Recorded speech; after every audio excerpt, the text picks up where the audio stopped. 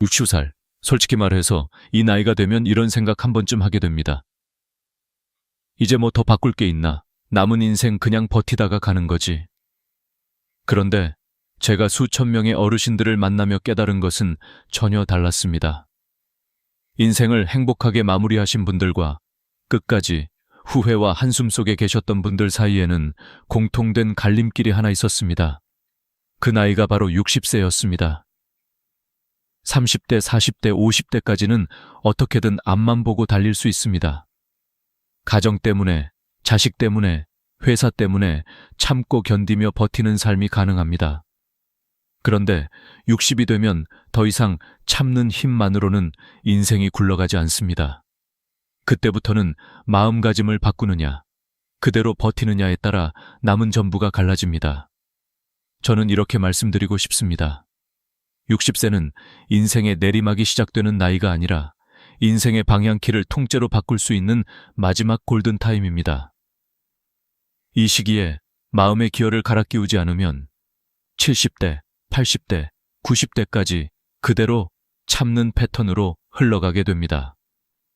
반대로 60세에 딱 한 번 용기를 내어 이제부터는 나를 위해 살겠다고 선언하는 분들은 같은 나이인데도 표정부터 완전히 달라집니다. 눈빛이 부드러워지고 웃음에 여유가 생기고 말끝에 감사가 묻어납니다. 병원 대기실에서 한숨만 쉬며 순번을 기다리는 분들 사이에서 조용히 책을 읽거나 간단한 간식을 나눠 먹으며 웃는 분들이 꼭 있습니다. 제가 옆에 앉아 이야기를 나눠보면 거의 예외 없이 이렇게 말씀하십니다. 60 넘어서 마음을 바꾸니까요. 인생이 정말 다르게 보이더라고요. 생각해보면 우리는 인생 전반전을 남을 위해 쓰는데 너무 익숙해져 있습니다.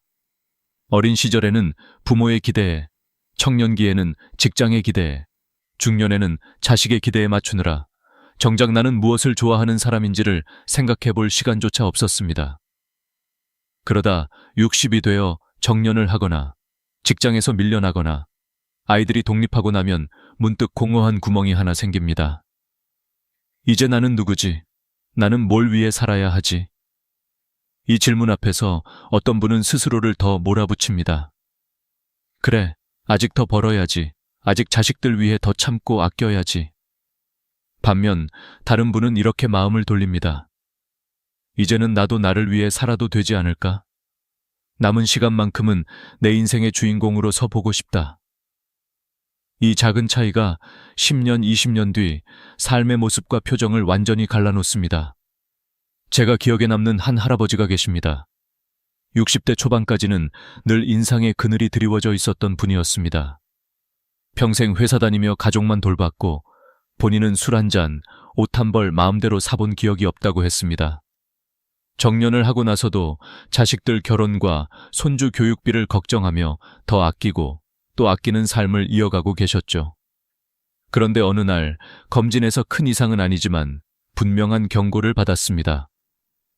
당뇨 초기, 혈압도 높고 콜레스테롤도 꽤 올라가셨습니다. 지금처럼 살면 몇 년 안에 큰 병 오실 수 있어요. 그 말을 들은 그날 밤, 그분은 혼자 생각했다고 합니다. 내가 이 나이까지 이렇게 참고 살았는데 정작 남은 인생은 병원에서 보내면 그게 무슨 의미가 있나. 그리고 조용히 결심했다고 합니다. 지금부터 남은 20년은 나도 나를 위해 써보자. 그 후로 그분은 하루 중 단 1시간이라도 무조건 나를 위한 시간으로 정했습니다. 아침마다 동네를 천천히 산책하고 카페에 앉아 따뜻한 커피 한 잔을 여유롭게 마시고 젊을 때 배우고 싶었던 수채화를 시작했습니다. 자식들에게도 분명히 말했습니다. 이제 아버지는 아버지 인생도 좀 살 거다. 너희 도와줄 수 있는 만큼은 돕지만 내 노후를 다 내어주지는 않을 거야. 처음엔 서운해하는 기색도 있었지만 시간이 지나면서 오히려 자식들이 더 편안해졌습니다. 아버지가 늘 희생만 하는 사람이 아니라 자기 삶을 스스로 책임지는 어른으로 서 있는 모습이 든든했기 때문입니다. 그분은 제게 이렇게 말했습니다. 선생님, 돈을 더 모으는 것보다 표정을 되찾는 게 먼저더라고요. 웃을 수 있게 되니까 병도 덜 무서워졌어요. 이렇듯 60세의 전환점에서 가장 중요한 것은 거창한 계획이 아닙니다. 직장을 다시 잡거나 인생 2막 창업을 하거나 세계 일주를 떠나는 것만이 답은 아닙니다. 진짜 중요한 것은 조용하지만 단단한 선언입니다. 이제부터는 남은 인생을 나답게 살겠다. 그리고 아주 구체적인 질문을 스스로에게 던져보는 것입니다. 내가 정말 좋아하는 건 뭘까? 나를 편안하게 해주는 시간은 언제일까? 나는 누구와 있을 때 가장 내 모습일까? 이 질문에 정답은 없습니다. 누군가는 텃밭을 가꾸는 시간이 행복일 수 있고, 누군가는 동네 목욕탕 다녀오는 길에 따뜻한 공기가 행복일 수 있습니다. 중요한 것은 더 이상 남이 정해준 행복이 아니라 내가 느끼는 행복을 기준으로 삼는 것입니다. 60세의 마인드 리셋은 결국 이런 선언에서 시작됩니다. 이제는 참기만 하는 인생을 그만두겠다. 남은 시간만큼은 나를 위해 쓰겠다. 돈도, 시간도, 마음도.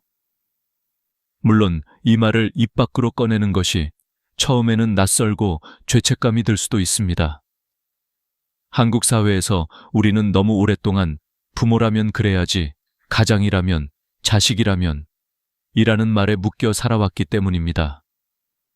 하지만 잘 생각해보면 나 스스로도 행복하지 않은 사람이 정말로 자식에게, 배우자에게, 주변 사람에게 따뜻한 에너지를 줄 수 있을까요? 내 마음이 늘 말라 있다면 결국 그 건조함이 말투와 표정, 분위기를 통해 가족들에게 고스란히 전해지게 됩니다. 그래서 저는 이렇게 말씀드립니다. 나를 위해 사는 것은 이기적인 것이 아니라 오히려 주변 사람을 위해 필요한 일입니다. 이제 질문을 하나 던져보겠습니다. 만약 앞으로 20년이 더 남아있다면 당신은 그 시간을 어떻게 보내고 싶으신가요? 여전히 통장 잔고만 바라보며 조금만 더 하다가 어느 날 갑자기 병상 위에서 뒤늦게 후회하며 눈을 감고 싶으신가요? 아니면 오늘 하루라도 작은 기쁨 하나를 내 손으로 만들어가며 그래, 그래도 내 인생 참 괜찮았지라고 웃으며 마지막을 맞이하고 싶으신가요? 정답은 이미 마음속에 있을 것입니다. 인생의 전환점은 어느 날 저절로 오지 않습니다. 내가 결심하는 순간, 그때가 바로 전환점이 됩니다. 그리고 그 결심을 하기 가장 좋은 때가 바로 지금 60세입니다. 아직 늦지 않았습니다. 아니, 지금이 딱 좋을 때입니다. 남은 인생을 버티며 살 것인지, 아니면 즐기며 살 것인지, 지금 이 순간 당신의 선택에 달려 있습니다. 그리고 하나만 더 솔직하게 말씀드려 보겠습니다. 우리 세대는 참는 법은 누구보다 잘 배웠지만 즐기는 법은 제대로 배워본 적이 없습니다. 남을 위해 희생하는 것은 익숙하지만 나를 위해 투자하는 것은 어색합니다. 그래서 막상 시간이 나도 무엇을 해야 할지 모르겠고 돈을 써도 죄책감이 앞서고 쉬고 있어도 어딘가 불안합니다. 하지만 이제는 그 낡은 습관을 조금씩 내려놓을 때입니다. 오늘 하루 중 단 10분이라도 남이 아닌 나를 위한 시간을 정해보세요. 누가 뭐라 하지 않아도 되는 시간, 눈치를 보지 않아도 되는 순간, 오직 나를 위해 숨을 고르는 그 짧은 틈이 인생 후반전을 바꾸는 시작점이 됩니다.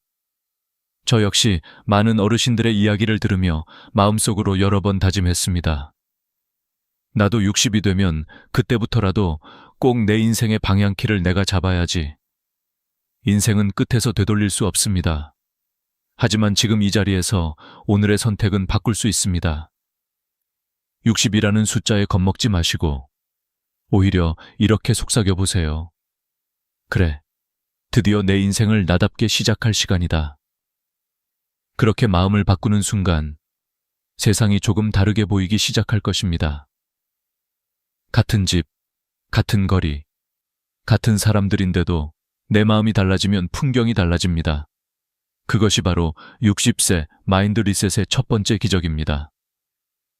혹시 지금 화면을 보고 계신 당신도 마음 한구석에 이런 생각이 들지 않나요? 그래도 이미 너무 늦은 건 아닐까? 하지만 제가 곁에서 지켜본 바로는 60의 마음을 바꾼 분과 70의 바꾼 분, 80의 바꾼 분 사이에는 분명한 차이가 있었습니다. 이른 나이에 바꾼 분일수록 후회가 적고 더 오래, 더 깊게 행복을 누렸습니다. 그렇다고 70, 80에 바꾸면 의미가 없다는 뜻은 절대 아닙니다. 다만 지금 60을 지나고 있다면 이 말만은 꼭 기억해 주셨으면 합니다. 오늘이 앞으로의 날들 중 가장 젊은 날이다. 그러니 내일로 미루지 말고 언젠가로 미뤄두지 말고 바로 오늘 마음속에서 작은 선언 하나를 해보세요. 이제부터 남은 인생의 주인공은 바로 나다. 그 한 문장이 당신의 70대, 80대, 90대를 완전히 다르게 만들 것입니다. 60세가 넘으면 누구나 한 가지 사실을 깨닫기 시작합니다. 몸도, 마음도, 인간관계도 예전과 같지 않다는 것. 그런데 많은 분들이 이 변화 앞에서 두 가지 길로 나뉩니다. 하나는 계속 예전 방식대로 버티며 살아가는 길, 다른 하나는 이 시기를 전환점으로 삼아 삶의 방향을 바꾸는 길입니다. 이 둘의 차이는 시간이 지날수록 엄청난 격차를 만듭니다. 저는 수많은 노년 환자들을 만나며 분명한 공통점을 보았습니다.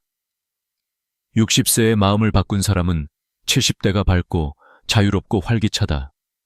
그러나 60세에 그대로 멈춘 사람은 70대에 더 무겁고 더 외롭다.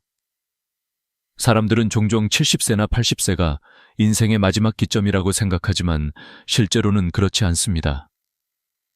마음과 삶이 본격적으로 방향을 바꾸는 가장 중요한 지점은 바로 60대입니다. 70대가 되면 생각은 많아도 몸이 따라주지 않습니다. 80대가 되면 하고 싶은 의지는 있어도 체력과 집중력이 급격히 떨어집니다.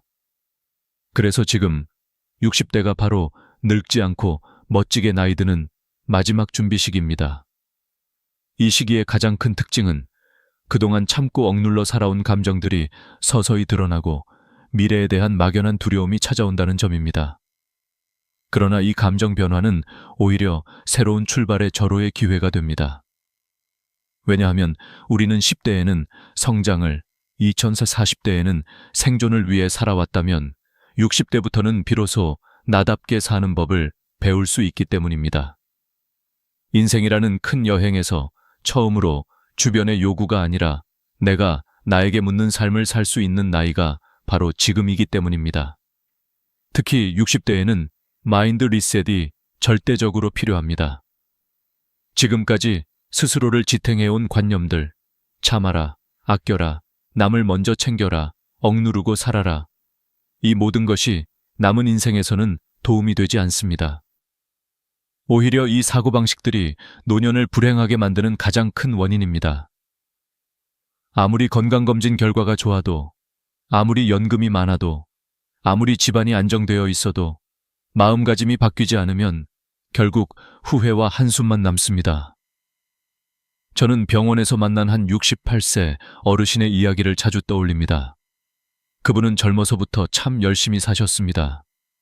아침 일찍 출근해서 밤늦게까지 일하고 자식들 교육에 매달리고 본인은 한 번도 원하는 것을 생각해 본 적이 없다고 했습니다. 그런데 정년 이후 갑자기 시간이 생기자 모든 것이 허무했다고 고백했습니다. 무엇을 해야 할지도 모르겠고, 무엇을 좋아하는지도 모르겠고, 무엇을 즐겨야 하는지도 감이 없었다고 했습니다. 그때 그분은 이렇게 말했습니다.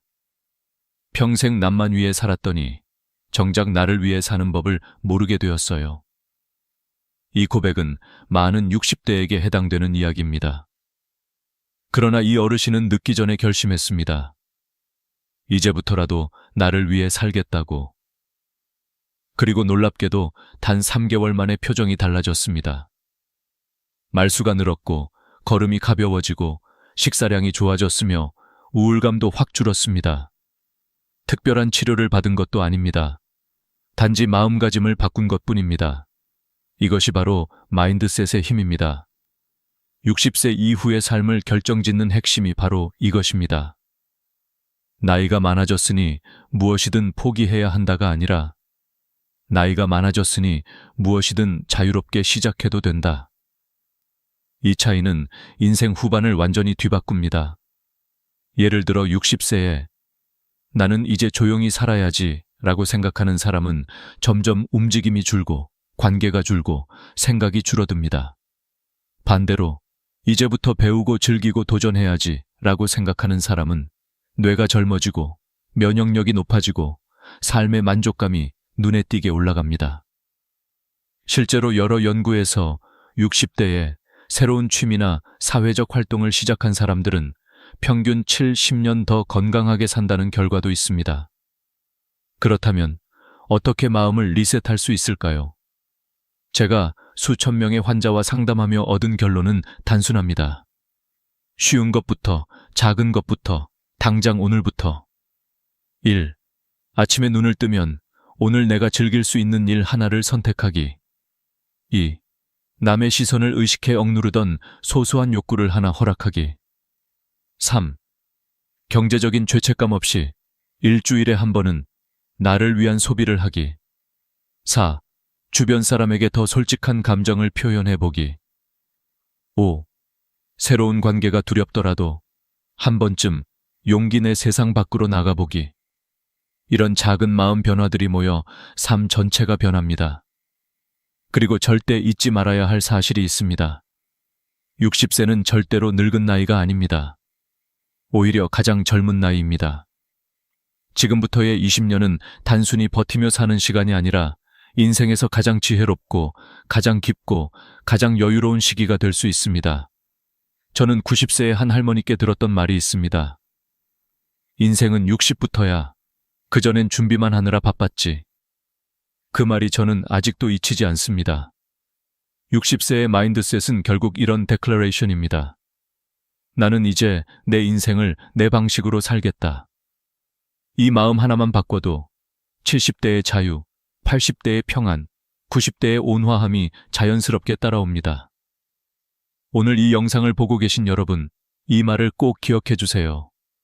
인생 최고의 순간은 아직 오지 않았다. 60세는 끝이 아니라 시작입니다. 이제부터 당신은 인생의 진짜 주인공입니다.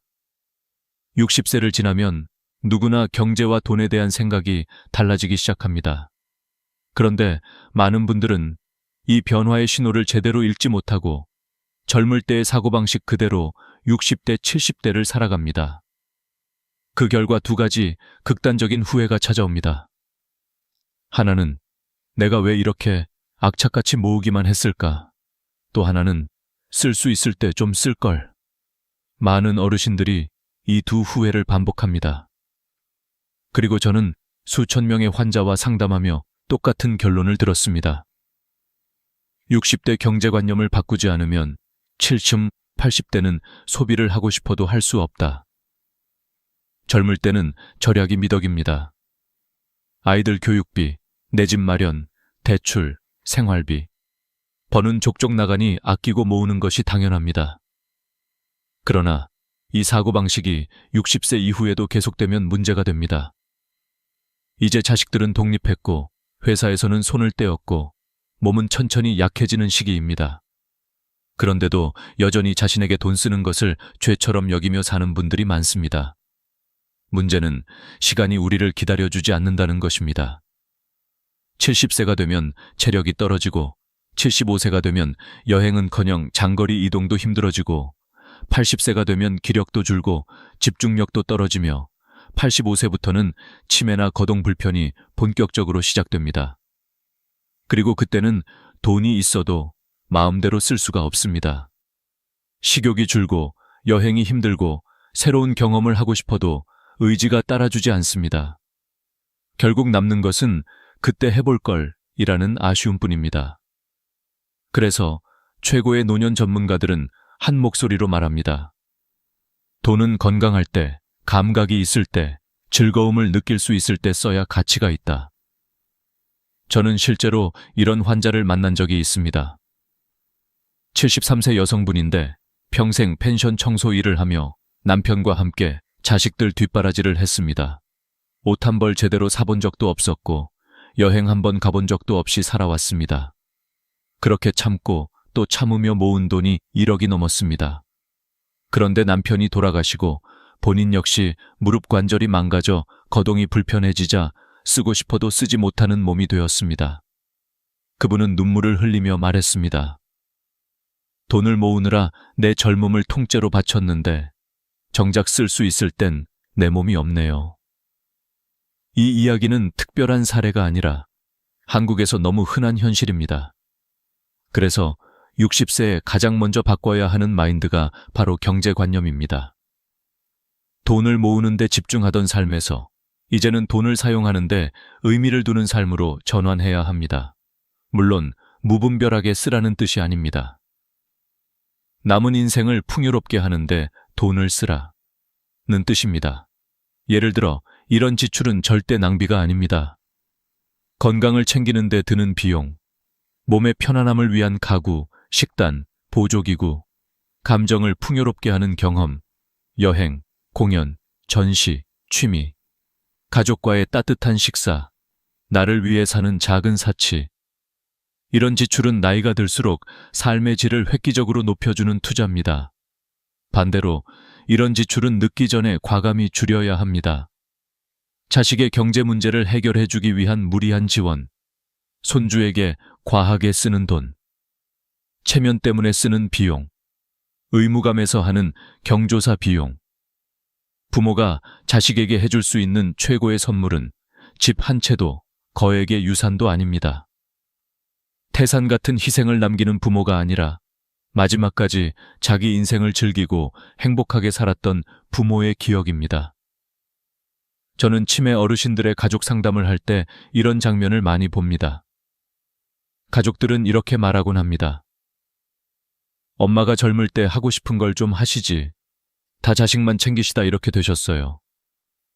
아버지가 평생 참고 모은 돈, 결국 요양비로 다 쓰고 계세요. 이 말은 과장이 아닙니다.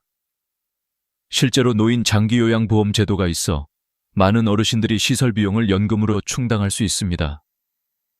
결국 많은 분들이 아끼고 모은 것을 지금 자신이 누리지 못한 채 생애 끝에서 사용하게 됩니다. 그렇다면 이 질문을 스스로에게 던져보아야 합니다. 나는 내가 즐기기 위해 살 것인가? 남을 위해 인생을 다 쏟아부을 것인가? 자식을 사랑하지 말라는 것이 아닙니다. 하지만 자식의 삶은 자식의 몫, 그리고 나의 삶은 나의 몫입니다. 부모가 지나치게 자식을 책임지려 하면 결국 두 사람 모두 불행해집니다. 부모는 자신의 인생을 잃고 자식은 스스로 설 기회를 잃습니다. 진정한 사랑은 서로 독립시키는 것입니다. 따라서 60대 이후의 경제 마인드는 이렇게 바뀌어야 합니다. 1. 내 인생의 마지막 20년을 풍요롭게 하는데 돈을 쓴다. 2. 자식 문제는 사회 시스템과 본인의 능력에 맡긴다. 3. 돈은 모으는 것이 아니라 순환시키며 쓰는 것이다. 4. 건강 경험 관계에 투자하는 소비는 아끼지 않는다. 남의 시선보다 내 만족감을 기준으로 소비를 결정한다. 특히 제 환자들 중 가장 행복한 노년을 보내는 분들의 공통점이 있었는데 그들은 하나같이 이렇게 말했습니다. 돈은 써야 가치가 생긴다. 안 쓰면 숫자일 뿐이다. 한 가지 기억해 주세요. 나이가 들면 가장 소중한 것은 돈이 아니라 시간입니다. 그리고 그 시간은 생각보다 훨씬 빨리 지나갑니다. 60세 이후에 20년은 길지 않습니다. 그러니 지금이 바로 내가 원하는 삶에 돈을 쓰는 연습을 시작할 때입니다. 그리고 마지막으로 저는 이렇게 말씀드리고 싶습니다. 절약은 젊을 때의 습관이고 행복은 나이 들어 배우는 기술이다. 여러분의 노년이 풍요롭고 아름다워지길 진심으로 바랍니다. 돈을 쓰는 것이 사치가 아니라 남은 인생을 사랑하는 가장 솔직한 방식입니다. 60세 이후의 삶을 결정짓는 또 하나의 중요한 요소는 건강에 대한 마음가짐입니다. 많은 사람들이 이 시기에 건강검진, 각종 수치, 의사의 말 한마디에 지나치게 민감해지고 작은 통증 하나에도 극도로 불안해합니다. 물론 건강을 챙기는 것은 매우 중요합니다. 하지만 문제는 대부분의 사람들이 건강을 관리하는 것이 아니라 건강을 통제하려고 한다. 는 데 있습니다. 그리고 이 통제 욕구는 오히려 노년을 더 힘들게 만듭니다. 저는 병원에서 60대, 80대 환자들을 만나며 반복해서 들은 말이 있습니다. 의사 말대로 약도 다 먹고 음식도 조절하고 운동도 했는데 왜 더 피곤하죠? 이 질문에는 공통된 심리가 숨어 있습니다. 완벽한 건강을 만들고 싶다. 정상 수치를 유지해야 한다. 아프지 않게 살고 싶다. 이런 마음들입니다. 하지만 60세 이후 건강관리의 핵심은 완벽함이 아니라 공존입니다. 즉, 병을 없애는 것이 아니라 병과 함께 사는 지혜를 배우는 것입니다. 우리는 나이가 들면 자연스럽게 혈압이 오르고 혈당이 높아지고 콜레스테롤 수치가 올라갑니다. 이것은 이상한 일이 아니라 너무나 정상적인 일입니다. 그런데 많은 분들이 이 변화마저도 문제로 받아들이며 고쳐야 한다는 생각에 집착합니다. 그 결과 약을 한 움큼씩 챙겨 먹기 시작하고 몸이 조금만 이상해도 병원을 전전하며 불안 속에 하루를 보냅니다. 이런 삶은 몸보다 마음을 더 지치게 합니다. 제가 진료에서 가장 많이 경고하는 것이 있습니다. 바로 다약제 복용, 폴리파마시입니다. 5가지, 10가지 약을 꾸준히 먹다 보면 몸은 점점 무거워지고 머리는 멍해지고 집중력은 떨어지고 심지어 우울감까지 생깁니다. 그러다 보면 사람들이 말합니다. 나이가 드니까 머리가 흐릿한 건가? 하지만 실제로는 치매가 아니라 약물 부작용인 경우가 매우 많습니다. 한 76세 할머니 환자분이 있었습니다. 그분은 어느 날 갑자기 손발이 떨리고 집중이 안 된다고 했습니다. 가족들은 치매 초기라고 걱정했고요. 그런데 제가 약 목록을 보니 혈압약 2종류, 당뇨약 2종류, 콜레스테롤 약 1종류, 수면제, 진통제까지 총 9가지였습니다. 제가 약을 4가지로 줄여드렸습니다. 그리고 한 달 뒤 할머니는 환하게 웃으며 병원에 오셨습니다. 선생님, 머리가 맑아지고 손떨림도 없어졌어요. 치매인 줄 알았는데 그냥 약 때문이었네요. 이렇듯 노년의 건강 문제는 질병보다 약물과 불안이 만드는 경우가 훨씬 많습니다. 그렇다면 60세 이후 건강을 어떻게 대해야 할까요? 정답은 단순합니다. 심각하지 않은 병은 오히려 적당히 관리하며 사는 것이 훨씬 현명하다. 혈압이 조금 높다. 나이에 충분히 있을 수 있는 일. 혈당이 약간 올라갔다. 식사 조절과 가벼운 운동이면 충분. 콜레스테롤이 높다. 당장 약부터 먹기보다 생활 패턴을 먼저 점검. 몸이 여기저기 아프다. 자연스러운 노화 과정.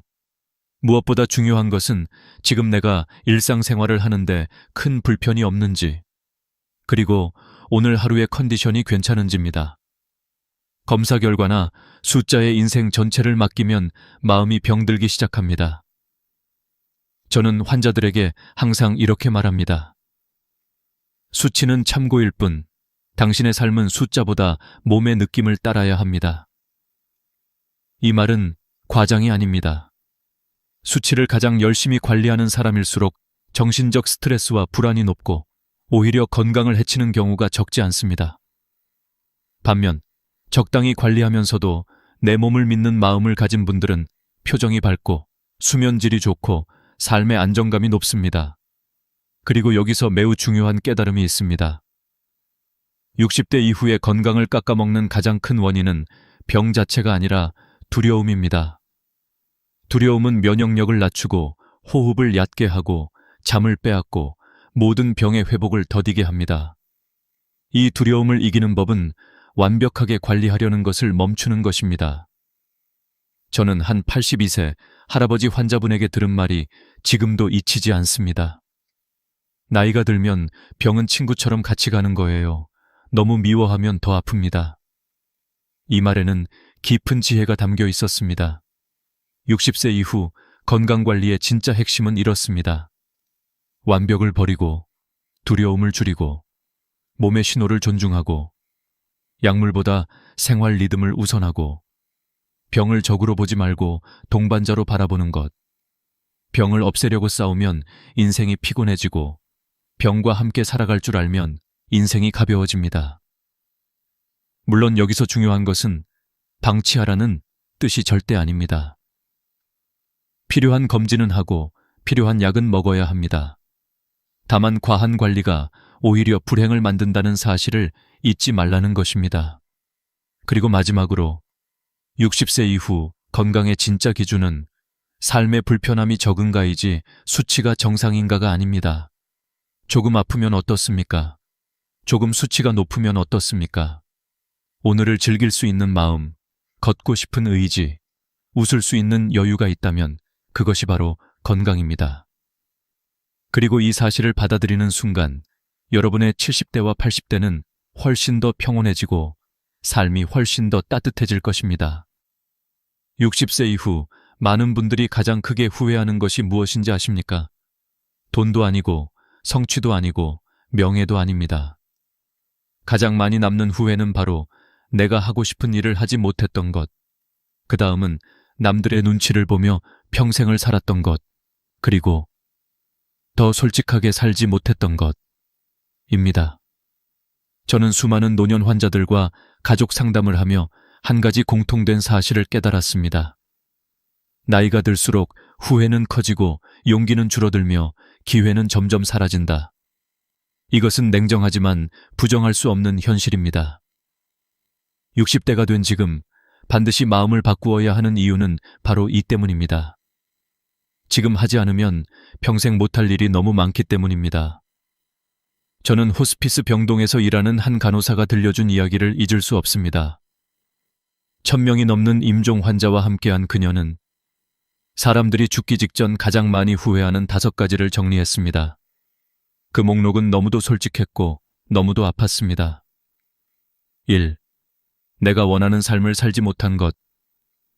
일만 하다. 가족과 시간을 보내지 못한 것. 3. 감정을 솔직하게 표현하지 못한 것. 친구들과의 관계를 유지하지 못한 것. 행복을 선택하지 않은 것. 이 5가지는 20대, 30대, 40대에는 이해하기 어려울 수 있지만 60대가 되면 하나하나가 가슴에 콕 박히는 문장들입니다.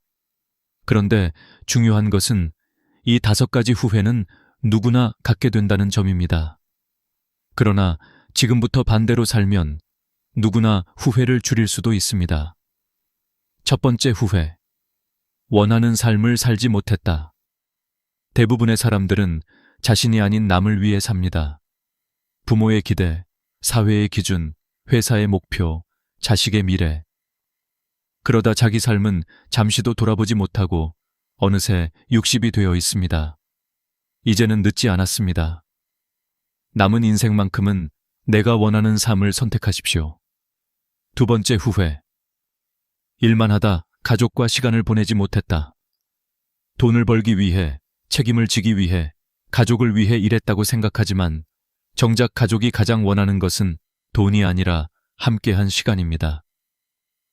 60이 넘었다면 이제는 일보다 관계를 우선해야 합니다. 자식과 손주, 배우자와의 시간은 지금 이 순간 지나가면 다시 오지 않습니다. 세 번째 후회. 감정을 표현하지 못했다. 한국의 많은 어르신들이 가장 어려워하는 것이 바로 표현입니다. 고마움, 사랑, 미안함, 속상함. 이 모든 감정을 마음속에만 묻어두었다가 마지막 순간이 되어서야 후회합니다. 제가 92세 할아버지에게 들은 말이 있습니다. 사람은 미워도 말해야 하고 좋아도 말해야 해. 말하지 않으면 마음이 늙어버려. 감정은 표현할 때 관계가 살아나고 표현할 때 마음이 젊어집니다. 네 번째 후회. 친구들과의 관계를 유지하지 못했다. 나이가 들수록 우리는 가족보다 친구를 더 그리워합니다. 우정을 이해하고 나이를 이해하고 인생을 이해하는 건 가족이 아니라 친구이기 때문입니다. 고령 환자들이 가장 많이 하는 말은 이것입니다. 친구들 얼굴이 갑자기 보고 싶어요. 하지만 나이가 들수록 먼저 연락하는 사람이 줄어들고 그렇게 관계는 조용히 끊어져 갑니다. 지금이라도 전화하십시오. 간단한 문자 한 통이면 충분합니다. 잘 지내? 이 5글자가 외로움을 막는 최고의 예방약입니다. 5번째 후회. 행복을 선택하지 않았다. 많은 사람들은 행복을 결과라고 생각합니다. 성공하면 행복해지고, 돈을 벌면 행복해지고, 자식이 잘 되면 행복해진다고 생각합니다. 하지만 임종을 앞둔 사람들은 이렇게 말합니다. 행복은 선택이었어요. 내가 선택하지 않아서 불행했던 거지. 행복은 상황이 아니라 태도입니다. 동일한 상황에서도 어떤 사람은 감사하고 어떤 사람은 불만스럽습니다. 이 차이는 삶의 질을 극적으로 바꿉니다. 그렇다면 60대 이후에는 어떻게 살아야 할까? 간단합니다. 후회와 반대로 살면 됩니다. 남 눈치 보지 말고 하고 싶은 일을 하세요. 일보다 인간관계를 앞세우세요.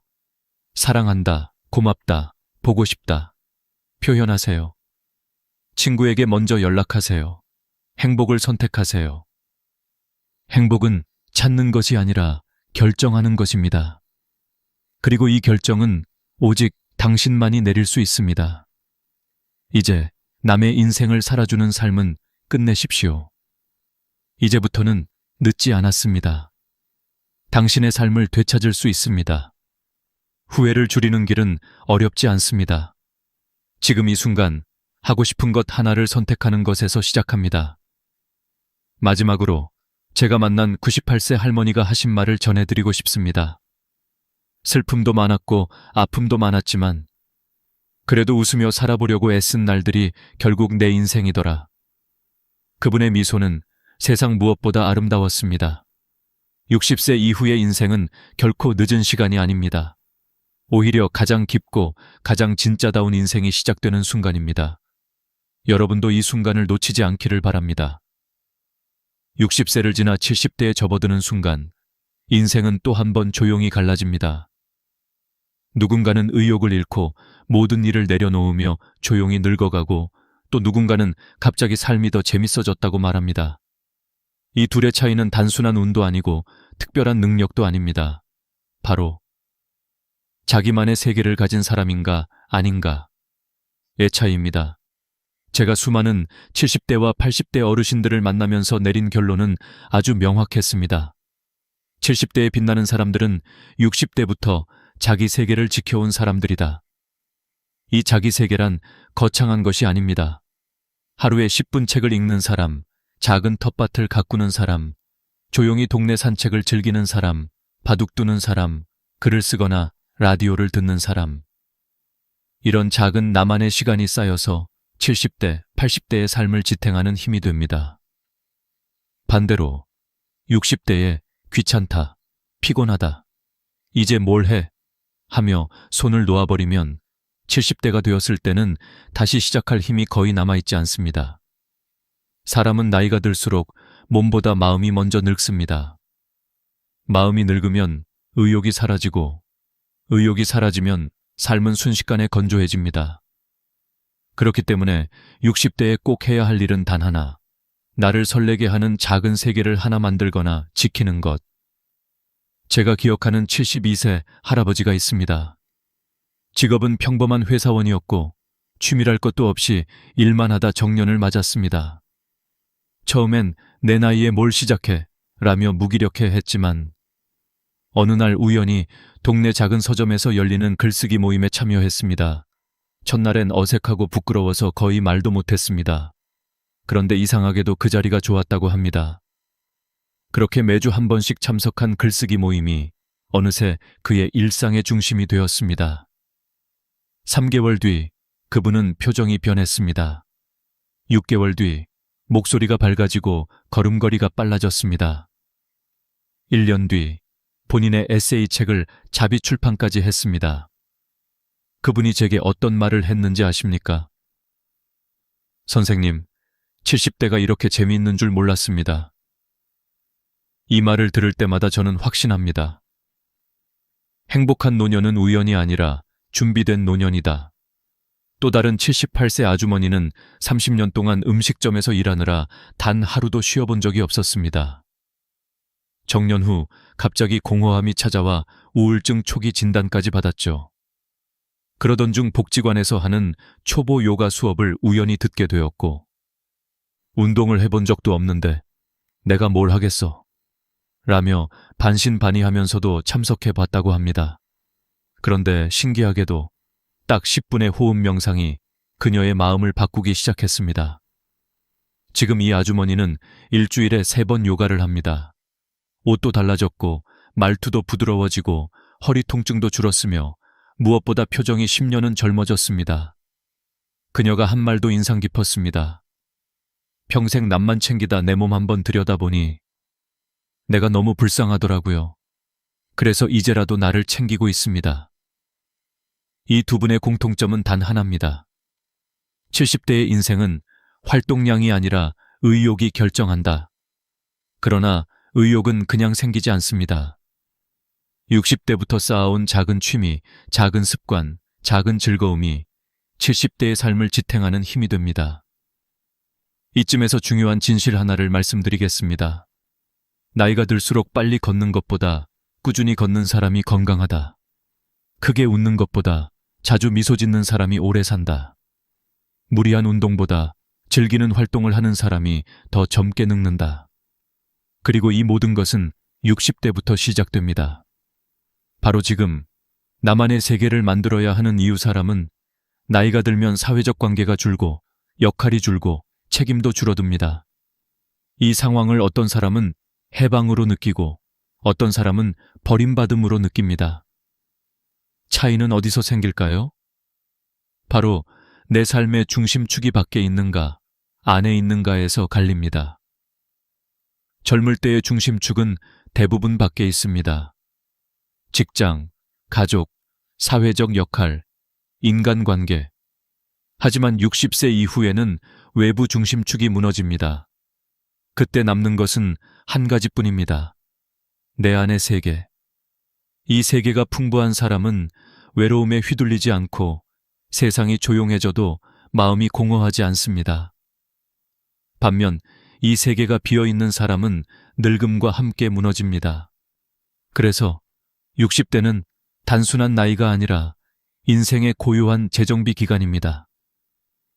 젊을 때 놓쳤던 관심사, 하고 싶었지만 시간이 없었던 일들, 만나고 싶었지만 용기가 없었던 사람들, 그리고 잊고 지내던 나 자신과의 관계. 모든 것을 천천히 다시 세우는 시기입니다. 80세, 90세가 밝고 행복해지는 비밀. 저는 많은 장수 어르신을 보며 하나의 공통점을 찾았습니다. 그들은 모두 하루를 즐기는 능력을 가지고 있었습니다. 그 능력은 절대 저절로 생기지 않습니다. 40대에 생기는 것도 아니고 50대에 충동적으로 생기는 것도 아닙니다. 60대 때부터 천천히 만들어지는 능력입니다. 좋아하는 음악 한 곡, 매일 마시는 따뜻한 차, 산책하며 마주치는 같은 동네 사람, 오랫동안 쓰던 나만의 작은 도구들, 취미방의 책상에 놓인 낡은 연필, 일주일에 한 번 참여하는 동아리 모임, 일기장 한 장을 채우는 10분. 바로 이런 작고 사소한 것들이 70대의 고독을 막아주고 80세의 건강을 유지해주며 90세의 존엄을 지켜줍니다. 그리고 이제 마지막 질문. 당신의 70대는 어떤 모습이었으면 좋겠습니까? 외로움 속에 TV만 바라보는 모습입니까? 아니면 가볍게 웃고 자신이 좋아하는 일을 천천히 즐기는 우아한 70대입니까? 모든 것은 60대인 지금의 선택에 달려 있습니다. 늦지 않았습니다. 당신은 지금 인생의 가장 중요한 시점을 통과하고 있습니다. 그리고 그 시점에 필요한 것은 단 하나입니다. 나만의 세계를 지키는 용기.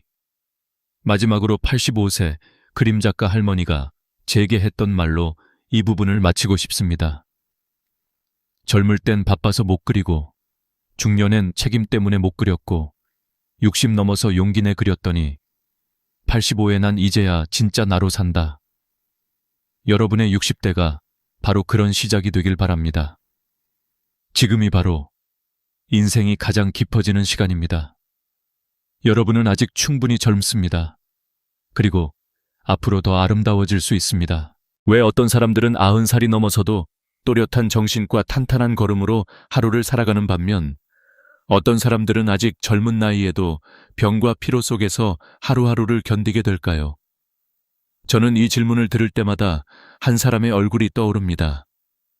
올해로 92살, 여전히 매주 진료실에 앉아 사람들의 몸을 살피고 조용한 미소로 조언을 건네는 노의사. 그는 젊은 시절부터 수천 명의 삶을 지켜보았고 그 긴 세월만큼이나 깊은 통찰을 가진 사람이었습니다. 어느 날 제가 선생님은 어떻게 이렇게 건강을 유지하십니까? 라고 묻자 그는 마치 오래 숨겨두었던 비밀을 꺼내듯 천천히 입을 열었습니다. 복잡한 운동도 힘든 식이요법도 필요 없어요. 단지 몸의 4군데를 제대로 관리하는 것, 그것만 꾸준히 하면 됩니다. 처음 그 말을 들었을 때 저는 의아했습니다. 4군데? 그게 정말 건강과 장수를 좌우한다고? 하지만 그는 고개를 끄덕이며 덧붙였습니다. 사람들은 평생 중요한 부분을 놓쳐요. 눈에 잘 보이지 않거나 별것 아니라고 여겨서 대충 넘기죠. 그러나 그 작은 부위들이 노년의 건강을 결정짓습니다. 그의 말투는 과장도 신비주의도 없었고 오히려 너무나 단순해서 더 믿음이 갔습니다. 오랜 세월 환자들을 돌봤던 사람만이 할 수 있는 단단한 확신 같은 것이 담겨 있었으니까요. 그는 조용히 차 한 모금을 마신 뒤 마치 오래된 경험 속에서 한 장면을 꺼내듯 이야기를 이어갔습니다.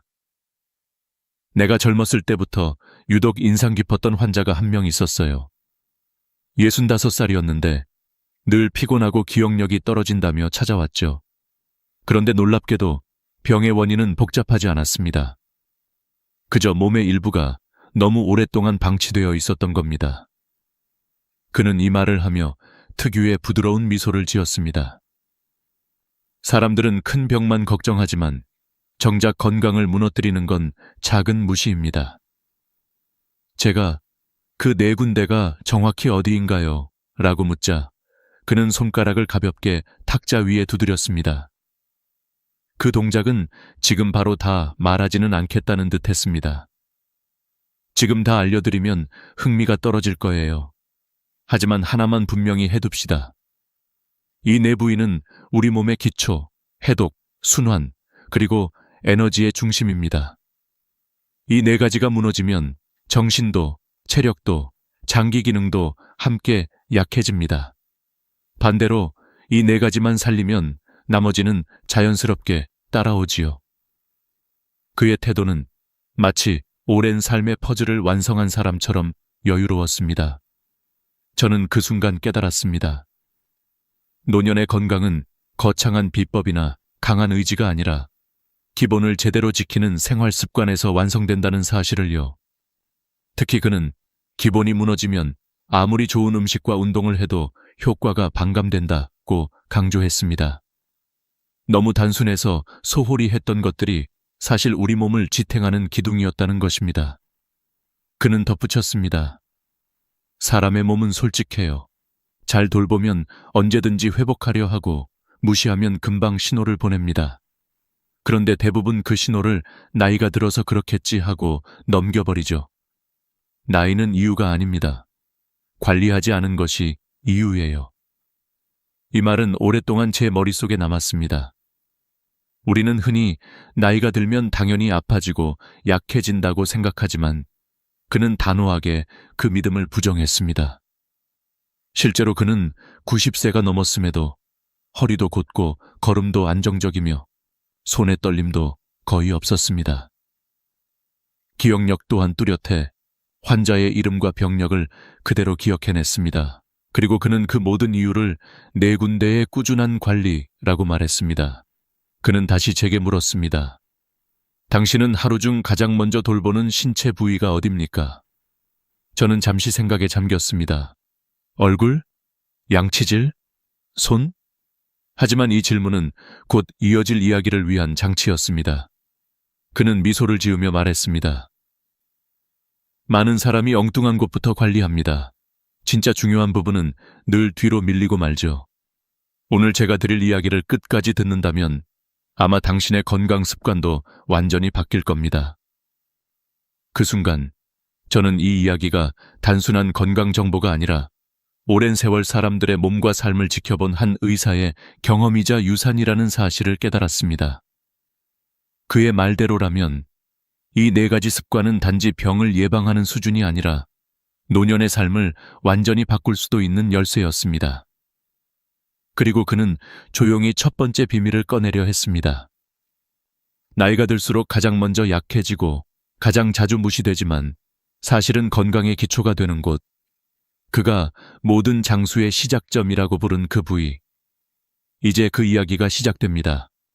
나이가 들수록 가장 먼저 약해지고 동시에 가장 소홀히 다루는 곳. 의사는 그것을 몸의 뿌리라고 불렀습니다. 그리고 그는 천천히 단어 하나를 꺼냈습니다. 발입니다. 너무도 단순해서 순간 말문이 막혔습니다. 하지만 그 단순함 속에 평생의 통찰이 숨어 있었습니다. 그는 조용히 발을 가리키며 말했습니다. 나무가 튼튼하게 자라려면 뿌리가 가장 먼저 건강해야 하지요. 사람도 똑같습니다. 발이 약해지면 몸 전체가 흔들립니다. 사실 많은 노년층이 피곤함, 불면, 다리 저림, 균형감, 저하를 나이 탓이라고 생각합니다. 그러나 그는 고개를 저었습니다. 그건 나이의 문제가 아니라 순환의 문제입니다. 발은 몸 전체의 혈액이 가장 먼저 내려가고 마지막으로 올라오는 곳이에요. 발이 차가운 사람은 몸 전체가 차갑습니다. 발이 피곤한 사람은 몸 전체가 무겁습니다. 그는 이 말을 끝내며 한 환자의 사례를 꺼냈습니다. 70대 중반의 한 남성이 있었습니다. 늘 피곤하고 몇 년째 잠이 깊게 들지 못해 밤마다 뒤척였다고 합니다. 병원에서도 큰 이상은 없다는 말만 들었고 그는 자신이 그냥 늙어서 그런가 보다 하고 체념하고 있었습니다. 그런데 그의 발을 만져본 순간 의사는 단번에 원인을 알았다고 합니다. 항상 차갑고 딱딱하게 굳어 있었던 발, 작은 충격에도 민감하게 아파하던 발바닥. 그는 그때 말했습니다. 이분의 병은 수면 문제가 아니었습니다. 순환이 막힌 문제였고 그 시작점은 발이었죠. 그는 먼저 발을 따뜻하게 해주는 작은 습관을 알려주었습니다. 너무 뜨겁지 않은 물에 20-30분 정도 담그기, 발가락 사이까지 부드럽게 비누로 씻기, 완전히 말리기. 그는 특히 말리는 것의 중요성을 강조했습니다. 많은 분들이 그냥 감각적으로 말랐겠지 하고 넘깁니다. 하지만 발가락 사이의 습기는 결국 곰팡이를 만들고 곰팡이는 다시 피부를 약하게 만들어 순환을 더 나쁘게 만들어요. 하지만 진짜 효과는 그 다음 단계에서 나타났습니다. 그는 환자에게 발바닥 뒤꿈치 마사지를 하루 10분씩 하라고 했습니다. 엄지손가락으로 발바닥 중간에서 뒤꿈치 방향으로 천천히 눌러 움직이는 방식. 동양의학에서는 이 부위를 기혈이 시작되는 곳이라고도 부르고 서양의학 연구에서도 이 지점의 자극이 혈류 개선에 도움을 준다고 알려져 있습니다. 그 남성은 처음엔 반신반의했습니다. 하지만 3개월이 지나던 어느 날 그는 의사에게 웃으며 말했습니다. 요즘은 발이 먼저 따뜻해요. 그리고 밤에 눈을 감으면 더 빨리 잠이 들어요. 그의 피로감은 절반 이하로 줄어들었고 무엇보다 마음이 가벼워졌다고 했습니다. 발을 돌보는 것이 마치 자신을 돌보는 일처럼 느껴졌다고 말했습니다. 의사는 이 사례를 들려준 뒤 조용히 덧붙였습니다. 이런 변화는 특별한 능력이 있어서 일어나는 게 아닙니다. 단지 놓쳐왔던 부분을 돌보기 시작했기 때문이에요. 그리고 그는 작은 상자를 꺼내 보였습니다. 그 안에는 오래된 발 관리 도구들이 들어 있었습니다. 부드러운 브러쉬, 미끄럼 방지 매트, 발 전용 보습제, 그리고 편안한 실내화. 그는 말했습니다. 나이가 들수록 다리에 힘이 빠진다고 말하지만 저는 이렇게 묻고 싶습니다. 정말 나이 때문일까요? 아니면 발을 방치해온 시간 때문일까요? 그가 겪어온 또 다른 변화는 78세의 마거릿이라는 여성에게서 나타났습니다. 그녀는 몇 년 동안 발 통증 때문에 걷기를 포기했고 혼자 외출하는 것이 두려워졌다고 합니다. 하지만 발을 매일 씻고 천천히 마사지하고 보습을 챙기기 시작한 지 3주 만에 놀라운 변화가 찾아왔습니다. 통증이 줄고 다시 걷는 즐거움을 되찾았습니다. 심지어 지역 커뮤니티의 걷기 모임 리더가 되어 다른 사람들에게도 방법을 알려주고 있다고 했습니다. 그는 마지막으로 이렇게 말했습니다. 발은 늘 아래에 있어서 잊히기 쉽습니다. 하지만 우리 몸을 가장 오래 지탱해 준 건 바로 그 발입니다. 그리고 인생의 후반부를 지탱해 줄 것도 역시 발이에요. 그 말을 들었을 때 저는 깨달았습니다. 사람들은 얼굴과 손은 꼼꼼히 관리하면서 정작 몸에서 가장 오래 일해온 발은 대충 씻거나 아예 신경 쓰지 않는다는 사실을요. 나이가 들어가는 것은 어쩔 수 없지만 발의 나이를 늦출 수는 있습니다. 그리고 저는 의사의 다음 말에서 어떤 전환점을 느꼈습니다. 이제 첫 번째 뿌리가 정리됐으니 다음은 몸의 해독센터를 이야기해 봅시다. 그가 말하는 두 번째 비밀은 모두가 알지만 아무도 제대로 돌보지 않는 곳, 그리고 면역과 에너지의 성패를 결정하는 곳이었습니다. 두 번째 비밀은 누구나 알고 있지만 정작 제대로 관리하는 사람은 거의 없는 곳이었습니다. 의사는 그곳을 몸의 해독센터이자 면역의 관문이라고 표현했습니다. 저는 순간 심장이 삐끗 멈춘 듯 했습니다. 해독센터? 간이나 장을 떠올렸지만 그는 고개를 저었습니다. 아니죠. 바로 겨드랑이입니다. 겨드랑이라는 단어가 나오자 저는 순간 당황했습니다. 너무 평범하고 너무 일상적인 곳이었기 때문입니다. 그러나 그는 단호하게 말했습니다. 사람들은 겨드랑이를 단지 냄새와 땀의 문제로만 생각하지만 이곳엔 면역의 핵심인 림프절이 모여 있습니다. 이곳을 잘 관리하면 몸 전체가 달라집니다. 그는 한 가지 이야기를 꺼냈습니다. 73세의 희진 씨는 몇 년 동안 반복적인 감기, 기관지염, 호흡기 염증으로 고생했습니다. 병원에 가서 약을 먹으면 잠시 좋아지지만 또 재발했고 그때마다 체력은 더 떨어져 갔습니다. 그런데 어느 날 의사는 그녀에게 예상치 못한 질문을 던졌습니다. 겨드랑이 관리 평소에 하시나요? 그녀는 웃으며 대답했습니다. 겨드랑이를 무슨 관리까지 해요? 그냥 씻고 말고 그게 다죠. 그때 의사는 이렇게 말했습니다. 바로 그냥 때문에 면역이 무너질 수 있습니다. 그는 겨드랑이가 왜 중요한지 차근차근 설명했습니다. 겨드랑이에 있는 림프절은 우리 몸의 불순물, 세균, 바이러스를 거르는 필터 역할을 합니다. 피로, 감염, 염증 같은 문제는 이 필터가 막히거나 약해질 때 쉽게 발생합니다. 림프절이 원활하게 기능하려면 겨드랑이 주변이 항상 깨끗하고 건조하고 순환이 잘 이루어져야 한다는 것입니다. 희진 씨는 반신반의했지만 의사의 조언대로 다음을 실천해보기로 했습니다. 첫째, 겨드랑이를 너무 세게 문지르지 않고 부드럽게 원형으로 씻기. 둘째, 샤워 후 반드시 완전히 말리기. 셋째, 알루미늄이 들어간 땀 억제제 대신 천연 미네랄 스틱으로 교체하기. 넷째, 아침마다 쇄골 방향으로 1, 2분 림프 마사지하기. 놀라운 변화는 일주일 만에 나타났습니다. 그녀는 더 이상 아침마다 목이 칼칼하거나 기침으로 잠에서 깨지 않았고 한 달 뒤에는 감염이 거의 발생하지 않았습니다. 의사는 그 변화의 이유를 이렇게 설명했습니다. 림프는 흐름이 생명입니다. 그리고 흐름을 만들기 위해선 청결, 건조, 그리고 부드러운 자극이 필요합니다. 저는 그의 말을 들으며 놀라움을 감출 수 없었습니다. 겨드랑이라는 작은 부위가 이렇게 큰 역할을 한다니. 하지만 이어진 그의 설명은 더 놀라웠습니다.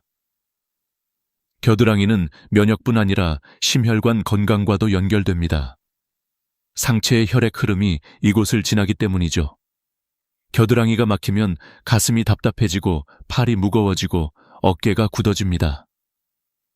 그는 68세 남성의 사례를 보여주었습니다. 늘 피곤하고 이유 없이 어깨가 뻐근해 병원에 갔지만 검사에서는 특별한 이상이 나오지 않았던 사람. 그런데 그가 매일 겨드랑이 마사지를 시작하고 천연 성분 제품으로 바꾼 뒤 딱 2주 만에 어깨 가동 범위가 넓어지고 에너지가 증가했습니다. 림프는 고속도로와 같습니다. 막히면 정체가 생기지만 흐름만 살려도 몸은 금방 살아납니다. 의사의 말은 단순했지만 매우 설득력이 있었습니다. 특히 노년층은 땀샘 기능이 약해져 세균 번식이 더 쉬워지고 피부도 약해져 자극에 민감하므로 올바른 관리가 필수라고 했습니다. 그는 겨드랑이 관리에서 가장 중요한 2가지 신호를 강조했습니다. 하나, 비정상적인 부기. 둘, 지속적인 통증이나 갑작스러운 피부 변화. 이 신호는 절대 넘겨서는 안 되며 즉시 검사가 필요하다고 말했습니다. 하지만 무엇보다 인상 깊었던 건 그가 말한 온도의 역할이었습니다. 샤워 마지막 단계에서 겨드랑이의 차가운 물을 5초만 흘려보세요. 림프가 깨어납니다. 그리고 세균 증식도 줄어듭니다. 이 작은 동작만으로도 림프 기능이 상당히 활성화된다고 했습니다. 그는 마지막으로 이렇게 말했습니다. 겨드랑이는 몸의 필터입니다. 필터가 깨끗하면 온몸이 편안해지고 필터가 막히면 온몸이 무거워집니다. 저는 그 순간 깨달았습니다. 평생 무심코 지나쳤던 이 작은 부분이 사실은 면역의 시작점이었고 에너지의 중심이었다는 사실을요. 그리고 의사는 조용히 다음 비밀을 꺼냈습니다. 이제 순환의 길목을 이야기해 봅시다. 대부분이 평생 한 번도 제대로 관리하지 않은 곳이죠. 그의 3번째 비밀은 우리가 몸에서 가장 사소하다고 여기는 곳이지만 사실은 혈관과 간 기능을 직접 좌우하는 매우 중요한 부위였습니다. 3번째 비밀은 우리가 평생 거의 신경 쓰지 않고 살아가는 부위였습니다. 눈에 잘 띄지 않고 특별히 아프지도 않아서 대부분은 이곳을 신경 쓸 필요 없는 곳이라고 생각합니다. 그러나 의사는 단정적으로 말했습니다. 이 부위가 약해지면 혈액이 무겁게 흐르고 간이 지치며 다리가 붓기 시작합니다. 노년의 피로 대부분은 이곳에서 시작됩니다. 그가 말한 곳은 허벅지 안쪽, 즉 다리 안쪽, 깊숙이 자리한 순환의 길목이었습니다. 저는 순간 놀랐습니다. 그곳이 몸에 큰 영향을 준다는 걸 한 번도 생각해 본 적이 없었기 때문입니다. 그러나 의사는 고개를 끄덕이며 말했습니다. 허벅지 안쪽에는 우리 몸에서 가장 굵은 혈관 중 하나인 대퇴동맥이 지나갑니다. 그리고 이 혈관은 몸 전체 혈액의 약 20%를 이동시키죠. 이곳이 답답해지면 간도, 심장도 부담을 받기 시작합니다. 그의 말은 과장이 아니라 실제 사례로 증명되었습니다. 71세의 미령 씨는 다리가 자주 붓고 오래 걸으면 무릎이 무거워지고 피로가 쉽게 누적되는 증상을 수년간 겪어왔습니다. 병원에서는 특별한 질환이 없다고 했고 그녀 역시 나이가 드니 어쩔 수 없다고 생각하며 살았습니다. 그러나 의사가 그녀의 허벅지 안쪽을 짚어보자 이야기는 달라졌습니다. 이분의 문제는 관절도 근육도 아니었습니다. 순환이 막혀 있었어요. 그는 아주 간단한 허벅지 안쪽 관리법을 알려주었습니다. 첫째, 따뜻한 물로 부드럽게 씻기, 특히 무향 비누를 사용해 위쪽 방향으로 쓸어 올리듯 닦는 것. 둘째, 샤워 후 완전히 말리기. 허벅지 안쪽은 습기가 고이기 쉬운 구조라 조금만 방치해도 염증과 가려움이 생기기 때문입니다. 셋째, 통기성 좋은 옷을 입고 필요하다면 소량의 옥수수 전분을 발라 땀과 습기를 줄이는 방법을 쓰는 것. 하지만 미령 씨에게 가장 큰 변화를 준 것은 순환 운동이었습니다.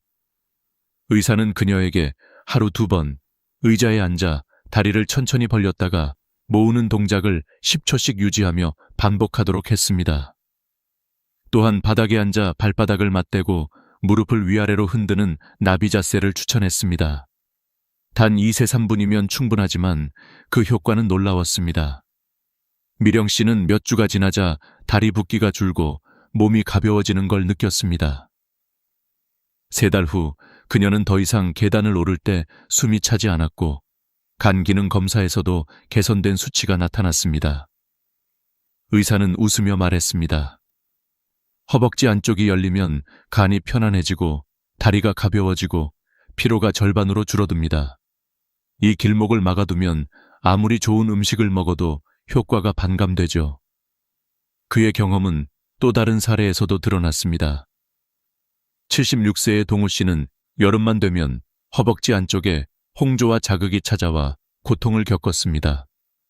그는 여러 연고를 발라보았지만 일시적 완화만 있을 뿐 근본적인 해결은 되지 않았습니다.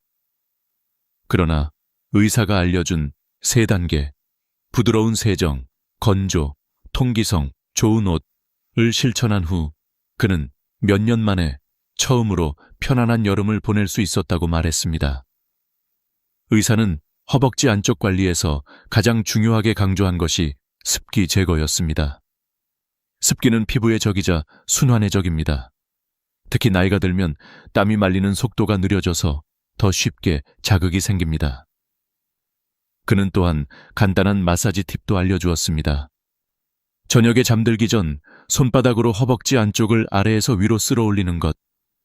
이 동작은 혈액 흐름을 부드럽게 돕고 하루 종일 쌓인 부종을 빼는 데 도움이 됩니다. 그는 잠시 말을 멈추더니 이렇게 덧붙였습니다. 이 부위를 관리하는 건 단순히 불편함을 줄이는 문제가 아닙니다. 삶의 질을 높이는 문제입니다. 허벅지 안쪽이 건강해지면 다리가 가벼워지고 움직임이 부드러워지고 심지어 기력도 달라집니다.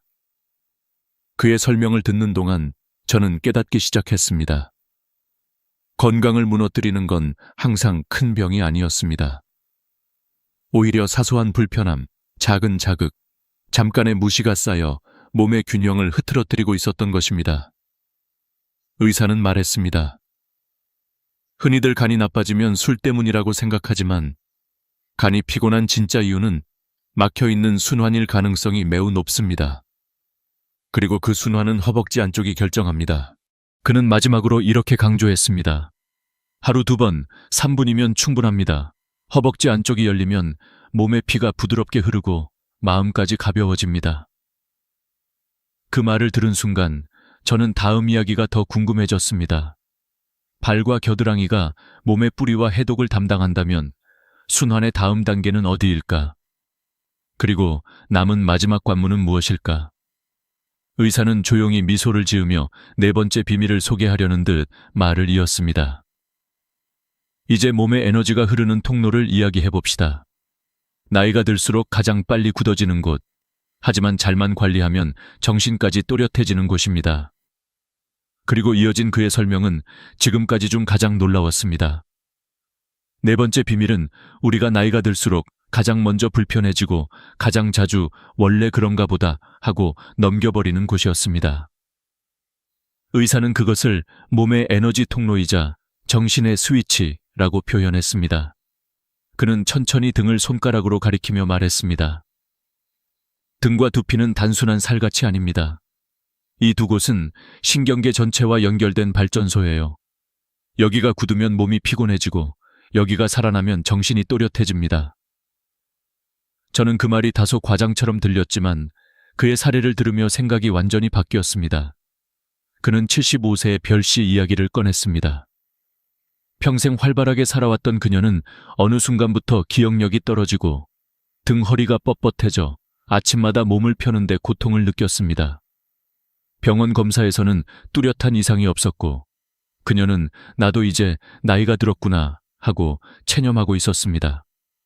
그러나 의사는 그녀의 등을 살짝 눌러보는 것만으로 문제를 파악했다고 했습니다. 이분은 허리가 굳어서가 아니라 모세혈관 흐름이 약해져 뇌로 가는 혈류 공급이 떨어지고 있었던 겁니다. 의사는 첫 단계로 등 세정법을 알려주었습니다. 등은 손이 잘 닿지 않기 때문에 많은 노년층이 소홀하게 씻습니다. 하지만 노폐물이 쌓이고 근육이 굳고 혈액 흐름이 떨어지는 건 대부분 이 부위가 막혀서예요. 그는 손잡이가 긴 부드러운 브러쉬를 준비해 등 아래에서 위로 원을 그리듯 천천히 닦으라고 했습니다. 피부를 세게 긁는 것이 아니라 혈류를 깨우듯 부드럽게 자극하는 것이 중요하다고 했습니다. 그리고 따뜻한 물로 씻은 후 마지막에 살짝 차가운 물을 흘려주면 근육이 깨어나고 혈액 순환이 촉진된다고 설명했습니다. 두 번째 단계는 두피 관리였습니다. 그는 두피를 두드리며 말했습니다. 두피는 뇌로 향하는 가장 직접적인 혈류의 통로입니다. 이곳을 자극하면 머리가 맑아지고 잠이 깊어지고 집중력이 살아나요. 별 씨는 처음엔 반신반의했지만 의사의 조언대로 샴푸할 때 손톱이 아닌 손가락 끝으로 두피를 천천히 눌러 마사지하기 시작했습니다. 아침에는 1분, 저녁에는 2분. 너무 간단해서 이게 정말 도움이 될까 싶었지만 한 달 후 그녀는 놀라운 변화를 경험했습니다. 요즘은 머리가 이상하게 맑아요. 어제 한 일을 기억하는데도 덜 힘들고요. 그녀의 가족은 더 큰 변화를 느꼈습니다. 그녀가 예전보다 더 밝아 보이고 표정도 생기 있어졌다고 말했던 것입니다. 의사는 웃으며 이렇게 말했습니다. 두피는 뇌와의 직통선입니다. 여기를 관리하는 건 단순한 미용이 아니라 뇌 건강을 살리는 일입니다. 그는 이어서 3분 스트레칭을 알려주었습니다. 벽에 등을 기대고 서서 어깨를 천천히 뒤로 5번 굴리고 양손을 허리에 둔 뒤 상체를 좌우로 천천히 돌리는 동작. 이 운동은 굳은 등 근육을 풀어주고 척추의 움직임을 부드럽게 만들어주는 효과가 있습니다. 이런 간단한 관리만으로도 많은 노년층에서 균형감이 좋아지고 넘어짐 위험이 크게 줄어듭니다. 그는 또 한 명의 환자 이야기를 들려주었습니다. 82세의 리준 씨는 수년간 허리 뻣뻣함과 수면 장애로 고생했습니다. 그는 여러 병원을 다녔지만 근본 개선은 없었습니다. 그러나 의사가 권한 저녁 두피 마사지와 등 가벼운 이완 운동을 시작한 지 3주 만에 그는 단단한 허리가 부드러워지고 밤에 깨는 횟수가 줄었다고 했습니다. 몇 년 만에 이렇게 푹 잤어요. 그는 감격한 표정으로 말했다고 합니다.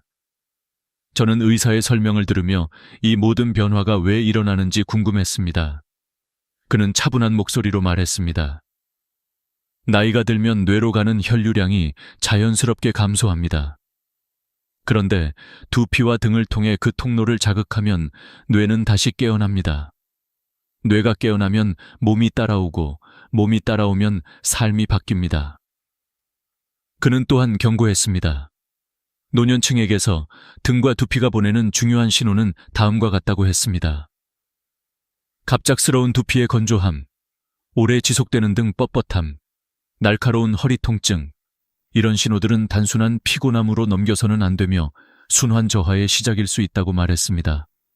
그는 마지막으로 이렇게 말했습니다. 하루 5분이면 됩니다. 아침엔 등 스트레칭, 저녁엔 두피 마사지.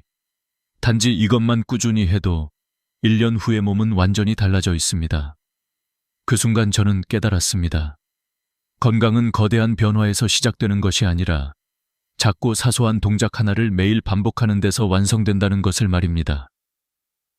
발이 뿌리를 잡고 겨드랑이가 해독을 돕고 허벅지 안쪽이 순환을 열어주고 그리고 등과 두피가 에너지를 깨우는 것.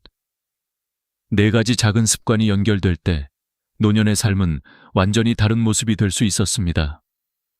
그리고 의사는 마지막 한 부위를 이야기하기 위해 고개를 들었습니다. 이제 정리할 시간입니다. 모든 것이 연결되는 마지막 단계이자 이 4가지 습관의 진짜 의미를 말해드리죠. 그의 5번째 이야기는 단순한 정보가 아니라 인생의 태도와도 연결된 깊은 메시지를 품고 있었습니다. 4번째 비밀까지 모두 들은 순간 저는 마치 몸의 퍼즐이 맞춰지는 느낌을 받았습니다. 발이 우리의 뿌리를 지탱하고 겨드랑이가 해독의 문을 열고 허벅지 안쪽이 순환의 길을 넓히고 등과 두피가 에너지와 정신을 깨우는 과정. 이 모든 것이 서로 연결되는 모습을 보면서 마지막 이야기가 어떤 의미를 담고 있을지 더 궁금해졌습니다. 의사는 조용히 손을 맞잡은 채 말했습니다. 이 네 부위는 그저 몸의 일부분이 아닙니다. 우리가 늙어가는 방식, 그리고 노년을 살아가는 태도를 결정하는 지표입니다. 그는 이어서 덧붙였습니다. 사람들은 건강을 잃고 나서야 후회합니다. 하지만 건강은 한순간에 무너지는 것이 아닙니다. 작은 무시, 작은 방치가 오랜 세월 쌓여 만들어진 결과죠. 반대로 작고 소소한 관리 하나가 오랜 시간 쌓이면 삶 자체가 달라집니다. 그의 말투에는 세월을 통과하며 얻은 확신이 담겨 있었습니다. 그는 예를 하나 들었습니다. 92세의 의사는 지금도 매주 진료를 보는데 많은 환자들이 그에게 묻는다고 합니다. 선생님은 어떻게 이렇게 또렷하고 건강하신가요? 그러면 그는 늘 같은 대답을 해왔다고 말했습니다. 나는 몸을 거창하게 관리하지 않습니다. 하지만 매일 몇 분씩 가장 중요한 네 곳을 놓치지 않습니다. 나를 지탱하는 곳, 나를 움직이게 하는 곳, 나를 살리는 곳을 돌볼 뿐이에요. 사람들은 늘 특별한 비법을 찾습니다. 특별한 음식, 특별한 운동, 특별한 약. 그러나 의사는 고개를 젓습니다. 특별한 것은 없습니다. 특별하게 만들고 싶은 마음이 있을 뿐이죠. 하지만 건강은 특별하지 않아도 됩니다. 대신 꾸준해야 합니다. 저는 이 말이 유난히 마음에 남았습니다. 우리는 늘 건강을 큰 목표로 생각하며 막연하게 언젠가 잘 관리해야지라고 생각합니다. 하지만 의사는 반대로 말했습니다. 누군가가 건강한 것은 거창해서가 아니라 작기 때문에 가능합니다. 작은 습관은 오래가지만 큰 결심은 오래가지 못합니다. 그리고 의사는 마지막으로 4가지 습관을 다시 정리했습니다. 발은 몸의 뿌리입니다. 뿌리가 튼튼해야 흔들리지 않습니다. 겨드랑이는 면역의 문입니다. 이 문이 막히면 몸은 싸울 힘을 잃습니다. 허벅지 안쪽은 순환의 관문입니다. 이곳이 막히면 몸 전체가 무거워집니다.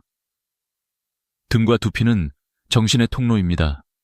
이 통로가 살아나야 삶이 선명해집니다. 그는 천천히 말을 이었습니다. 건강하고 싶은가요? 그렇다면 절대 서두르지 마세요. 대신 오늘 딱 한 부위부터 시작하세요. 그리고 내일 다른 부위를 더하고 일주일 뒤에는 4부위를 모두 관리하면 됩니다. 건강은 속도가 아니라 방향입니다. 저는 그 말이 참 깊다고 느꼈습니다. 우리는 인생에서 너무 많은 걸 한 번에 바꾸려 하고 그러다 지쳐서 포기합니다. 하지만 건강은 다르다는 것입니다. 작은 습관 하나를 30일, 60일, 90일 쌓아가는 동안 몸은 천천히 그러나 확실하게 변합니다. 의사는 마지막으로 이렇게 말했습니다. 많은 노인들은 늦었다고 생각합니다. 하지만 저는 말합니다. 건강을 돌보는 일은 절대 늦지 않습니다. 오늘 시작하면 내일 더 건강해지고 내일 시작하면 모레 더 건강해집니다. 그는 환자들에게 늘 마지막 질문을 던졌다고 합니다. 당신은 인생 후반부를 어떤 모습으로 살고 싶습니까? 이 질문은 단순한 건강 질문이 아니라 삶의 태도를 묻는 질문이었습니다. 무기력하고 지친 몸으로 하루하루를 버티며 살 것인가? 아니면 가볍고 단단한 몸으로 원하는 일을 하며 살 것인가? 우리는 모두 답을 알고 있습니다. 다만 시작하지 않았을 뿐입니다. 그래서 저는 지금 이 이야기를 듣는 여러분께도 같은 질문을 던지고 싶습니다. 오늘 이 4곳 중 어디부터 돌볼 준비가 되어 있나요? 혹시 지금까지 무심코 지나친 부위가 있었나요? 이미 실천하고 있는 습관이 있다면 그것은 무엇인가요? 여러분의 경험과 생각을 댓글로 남겨주세요. 누군가의 남은 인생을 바꾸는 힘이 될 수도 있습니다. 그리고 더 나은 노년을 위해 필요한 작은 습관들이 궁금하다면 다음 영상도 꼭 확인하세요. 오늘 영상이 도움이 되었다면 좋아요와 구독을 눌러 가족과 친구들에게도 공유해 주세요. 여러분의 작은 공유가 누군가에게 큰 선물이 될 수 있습니다. 늘 건강하시길 바라며 다음 이야기에서 다시 만나겠습니다. 솔직히 말씀드리겠습니다. 우리가 지금까지 믿어왔던 노후의 기준은 대부분 착각이었습니다. 병원 가까운 집이면 마음이 놓일 것 같고, 넓은 아파트면 외롭지 않을 것 같고, 조용한 전원주택이면 마음이 편안해질 것 같다고 굳게 믿어왔습니다. 하지만 30년 넘게 수백 명의 어르신을 상담해온 한 노후 전문가는 미소도 없이 말했습니다. 그 생각이 노년을 가장 힘들게 만듭니다. 처음엔 그 말이 이해되지 않았습니다. 하지만 그는 수십 년 동안 실제 사람들의 노년을 지켜본 사람답게 아주 단호했습니다. 좋은 집에서 산다고 좋은 노후가 되지 않습니다. 병원 옆이라고 안전해지는 것도 아닙니다.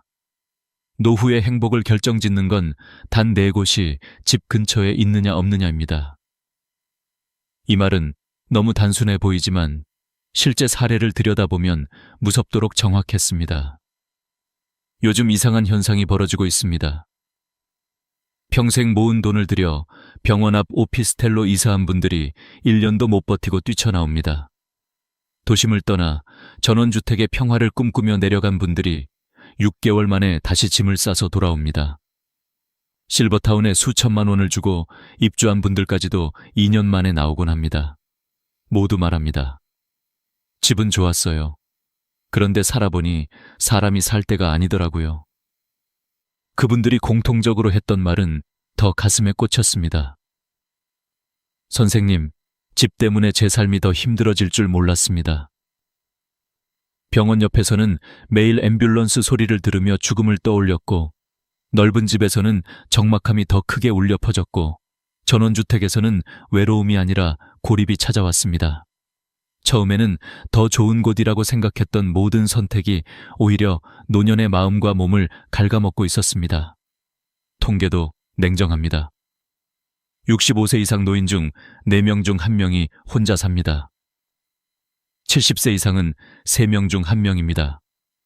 지금 부부가 함께 산다고 해도 평균적으로 배우자 중 1명은 먼저 떠납니다. 남겨진 한 사람은 8년에서 10년을 혼자 살게 됩니다. 그 10년을 어디서 어떤 환경으로 보내느냐에 따라 같은 10년도 천국이 되거나 지옥이 됩니다. 하지만 많은 사람들은 이렇게 말합니다.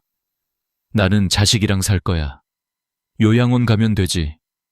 그냥 여기서 버티다 죽지 뭐. 그러나 이 말들은 현실을 모르는 위험한 착각입니다. 자식과 산다는 건 며느리 사위 눈치 보며 방 한 칸에서 조용히 숨 쉬어야 하는 삶일지도 모릅니다. 요양원은 건강할 때는 받아주지 않고 정작 들어가야 할 시기가 되면 판단력과 체력이 이미 무너진 뒤입니다. 지금 집에서 그냥 버티겠다는 말도 막연합니다. 10년 후에도 지금처럼 장을 보고 계단을 오르고 병원에 갈 수 있을까요? 집은 단순히 잠을 자는 공간이 아니라 남은 인생의 무대를 결정하는 결정적인 요소입니다. 전문가는 말했습니다. 사람들은 집값, 평수, 위치만 봅니다. 하지만 노후에는 그게 중요하지 않습니다. 복지관이 있느냐, 적당한 크기의 집이냐, 공원이 가깝냐, 동네 병원과 약국이 가까우냐. 이 4곳이 있으면 노후는 편안해지고 없으면 고통이 시작됩니다. 너무 단순해서 믿기 어려울지 모릅니다. 하지만 이 4가지가 노후 20년의 행복과 후회를 정확히 나누는 기준입니다. 이제 이 이야기를 듣는 여러분께 질문하고 싶습니다. 지금 사는 집은 10년 후에 내게도 괜찮은 집인가? 내가 늙었을 때 이 집이 나를 지켜줄까? 아니면 고립시킬까? 이런 질문이 떠오르기 시작했다면 이미 변화의 첫걸음을 내디딘 것입니다. 노후는 갑자기 오지 않습니다. 천천히 다가오기 때문에 위험하고 준비한 사람만이 그 시간을 편안하게 맞을 수 있습니다. 지금부터 한 할머니의 이야기를 들려드리겠습니다. 73세 강 할머니.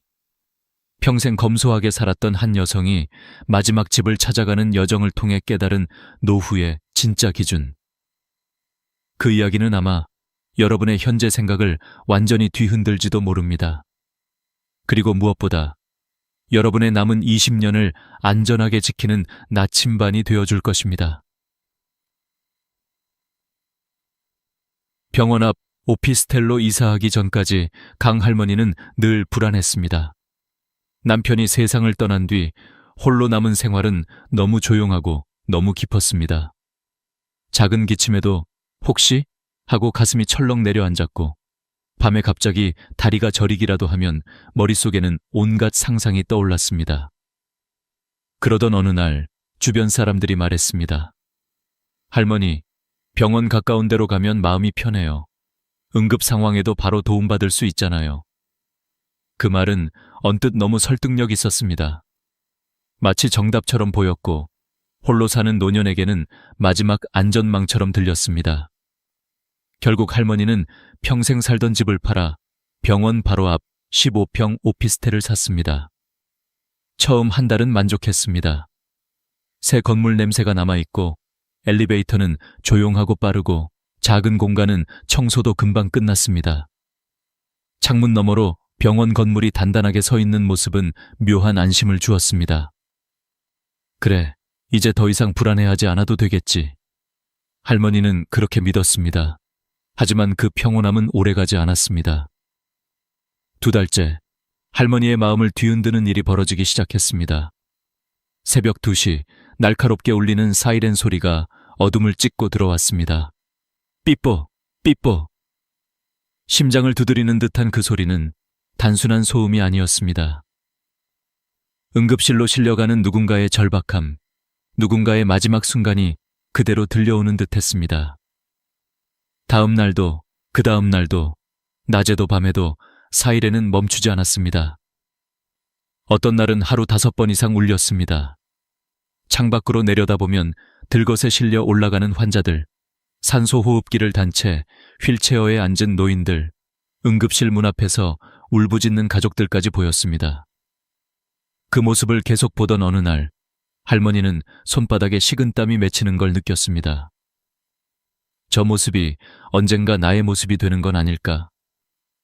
오피스텔 창문 너머의 풍경은 더 이상 안심이 아니라 공포였습니다. 병원이 가까우면 든든하다고 생각했지만, 병원이 너무 가까우면 하루가 죽음의 그림자로 뒤덮였습니다. 심리학에서는 이것을 부정자극 누적 효과라고 설명합니다. 반복되는 부정적 장면과 소리가 정신을 서서히 잠식해 불안과 우울을 높이는 현상입니다.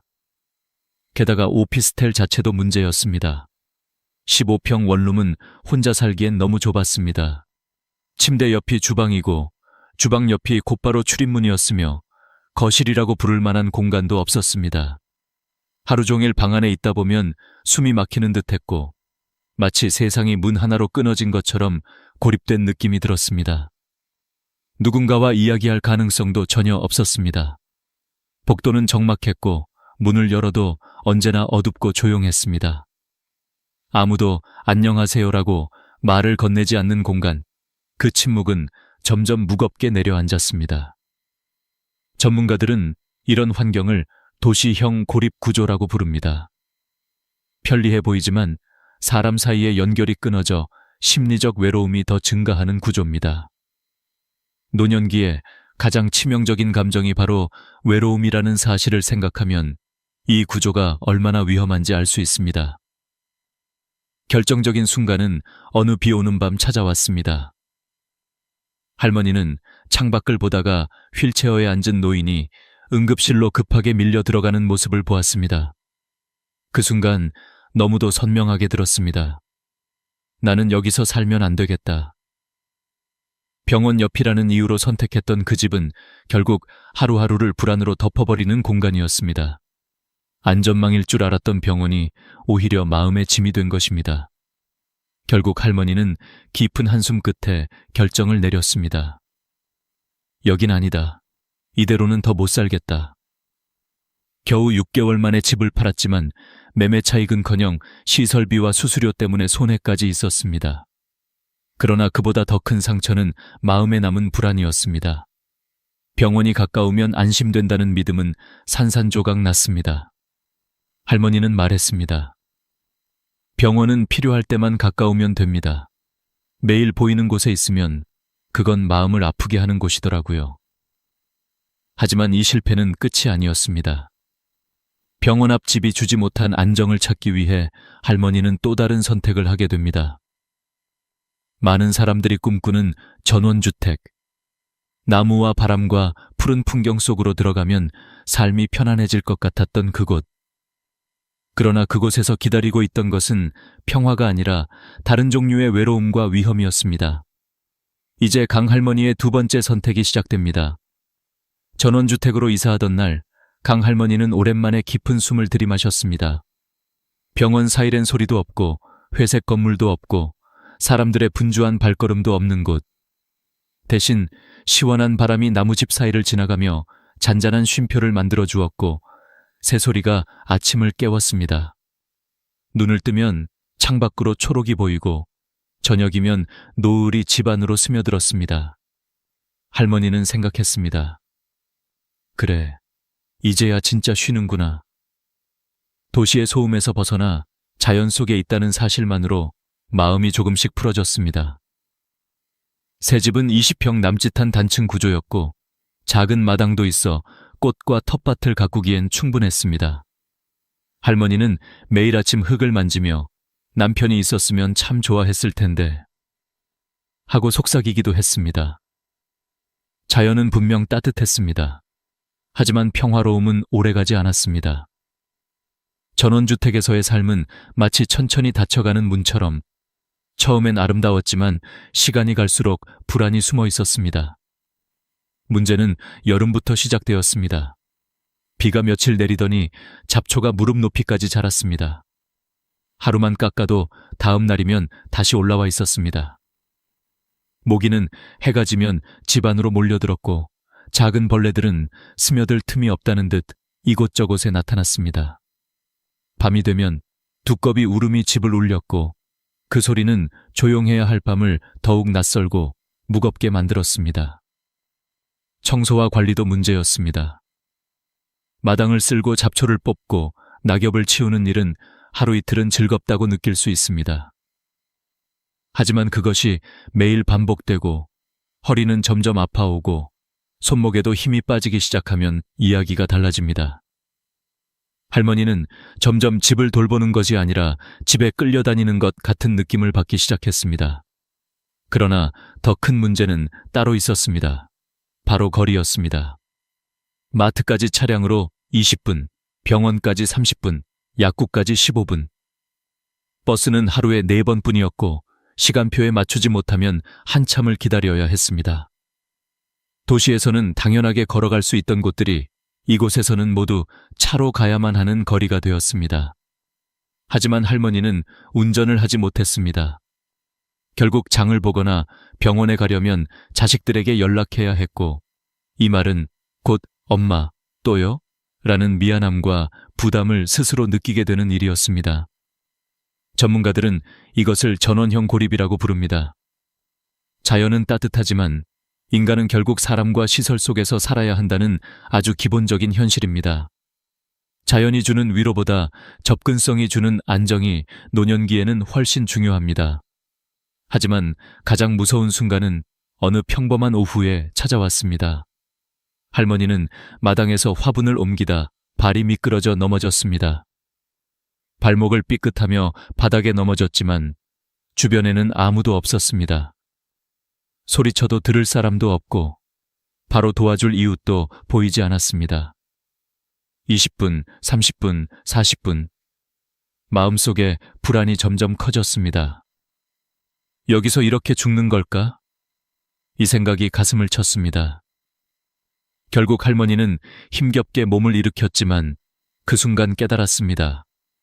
자연은 아름답지만 노인을 지켜주지 않는다는 사실을. 그날 밤 할머니는 불 꺼진 집에서 혼자 앉아 있었습니다. 넓은 마당, 조용한 밤, 푸른 산. 그 모든 것이 더 이상 편안함이 아니라 고립의 풍경처럼 보였습니다. 외로움이 이렇게까지 무거울 수 있다는 것을 처음 느꼈습니다. 전문가들이 말하는 노년의 생존 공식이 있습니다. 노년의 적은 외로움이고 외로움의 뿌리는 고립이다. 결국 강 할머니는 또 결정을 내렸습니다. 한 번 더 이사를 해야 한다고.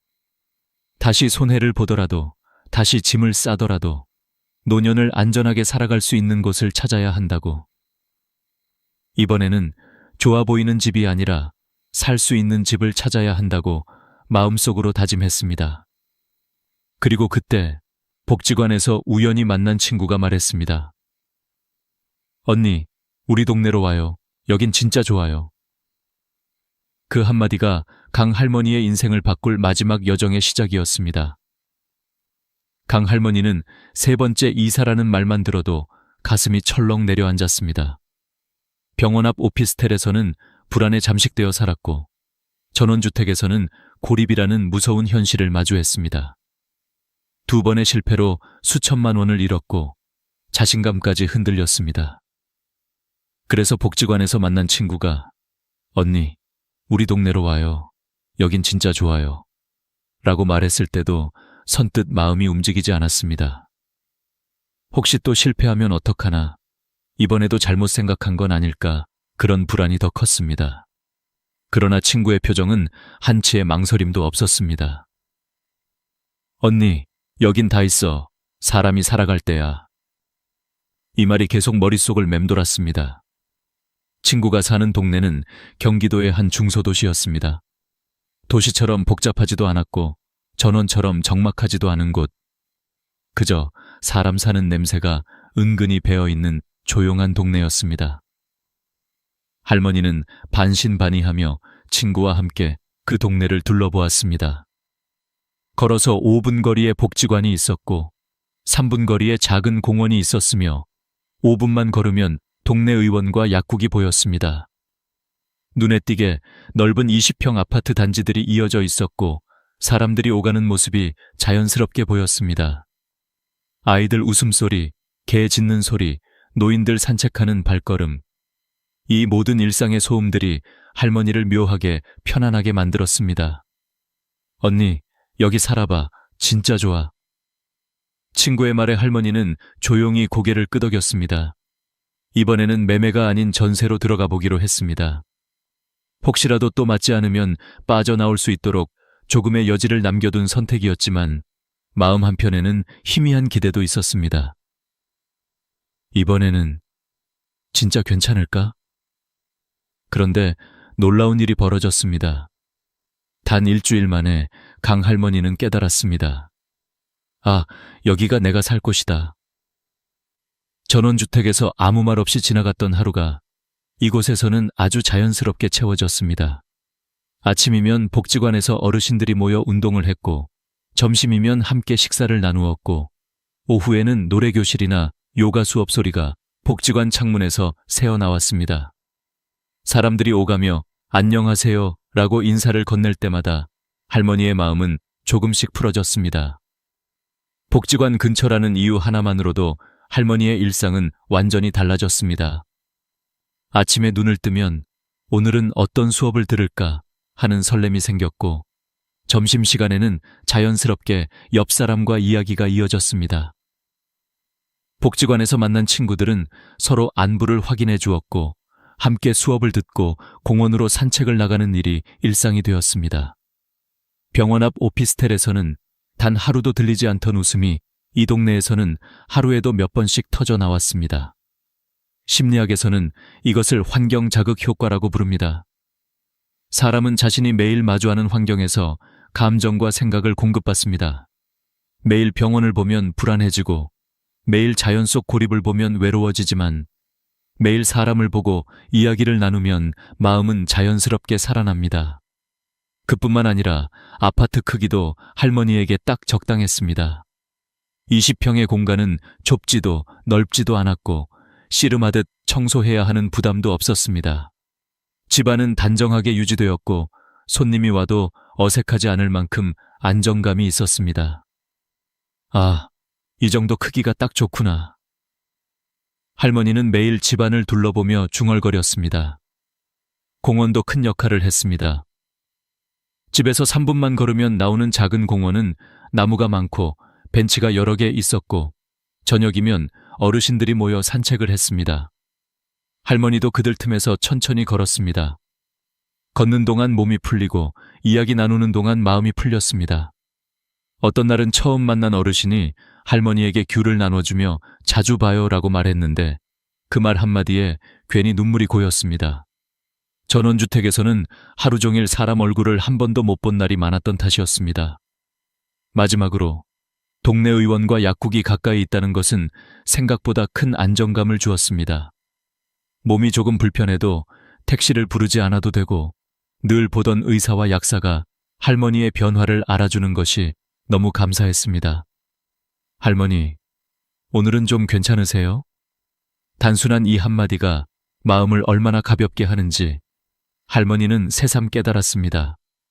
이 네 가지, 복지관, 적당한 크기의 집, 공원, 그리고 가까운 병원과 약국, 이 모두 있는 삶은 이렇게 평범해 보이지만 노년에게는 기적 같은 구조였습니다. 강 할머니는 3년째 그 동네에서 살고 있습니다. 이제는 하루하루가 불안이 아니라 감사로 채워집니다. 허전함 대신 웃음이 있고, 두려움 대신 안정이 있고, 외로움 대신 사람이 있습니다.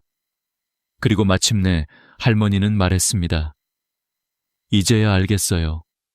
노년은 집이 아니라 동네가 만드는 거라는 걸. 강 할머니가 깨달은 네 가지 기준은 단순한 조언이 아니었습니다. 그것은 노년의 삶을 완전히 바꿔준 실제적 기준이었고, 앞으로 여러분의 삶도 바꿀 수 있는 가장 현실적인 노후 생존 매뉴얼이었습니다. 그래서 저는 이제 이 네 가지를 여러분이 직접 당장 적용할 수 있도록 하나하나 아주 구체적으로 안내해 드리려 합니다. 이 부분은 앞으로 10년, 20년을 결정할 가장 중요한 내용이 될 것입니다. 강 할머니의 이야기는 할머니 개인의 여정이 아니라 많은 분들이 앞으로 겪게 될 미래의 축소판입니다. 준비한 사람과 준비하지 않은 사람, 그 차이가 얼마나 무서운지 실제 사례는 너무 선명하게 보여줍니다. 노후는 언젠가 생각해봐야지 하며 미루다가 순식간에 찾아옵니다. 지금 괜찮다고 내버려두면 5년만 지나도 몸과 마음은 달라지고 지금 당연하게 느끼던 동네 환경은 갑자기 장벽처럼 느껴지게 됩니다. 그래서 지금부터 말씀드리는 작은 행동들을 조금씩 실천하면 여러분의 노후는 훨씬 안정적이고 훨씬 안전한 방향으로 바뀌게 됩니다. 먼저 복지관 확인하기입니다. 많은 분들이 자신이 사는 동네에 복지관이 있는지조차 모릅니다. 그러나 노년의 삶에서 복지관은 단순한 시설이 아니라 삶의 리듬을 만들어주는 생활의 중심이 됩니다. 강 할머니가 불안에서 벗어나 일상을 되찾을 수 있었던 가장 큰 이유도 복지관이었습니다.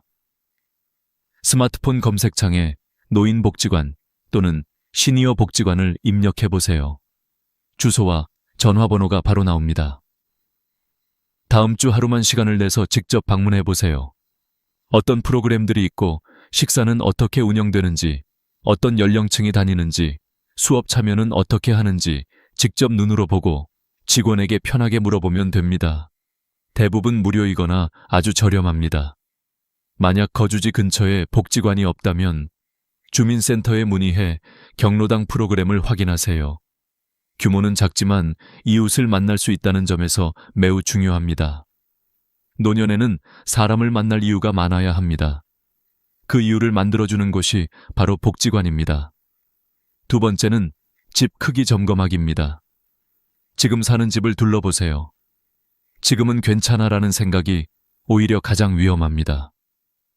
30평 이상의 넓은 집은 관리가 힘들고 빈방이 많을수록 마음은 더 쓸쓸해집니다.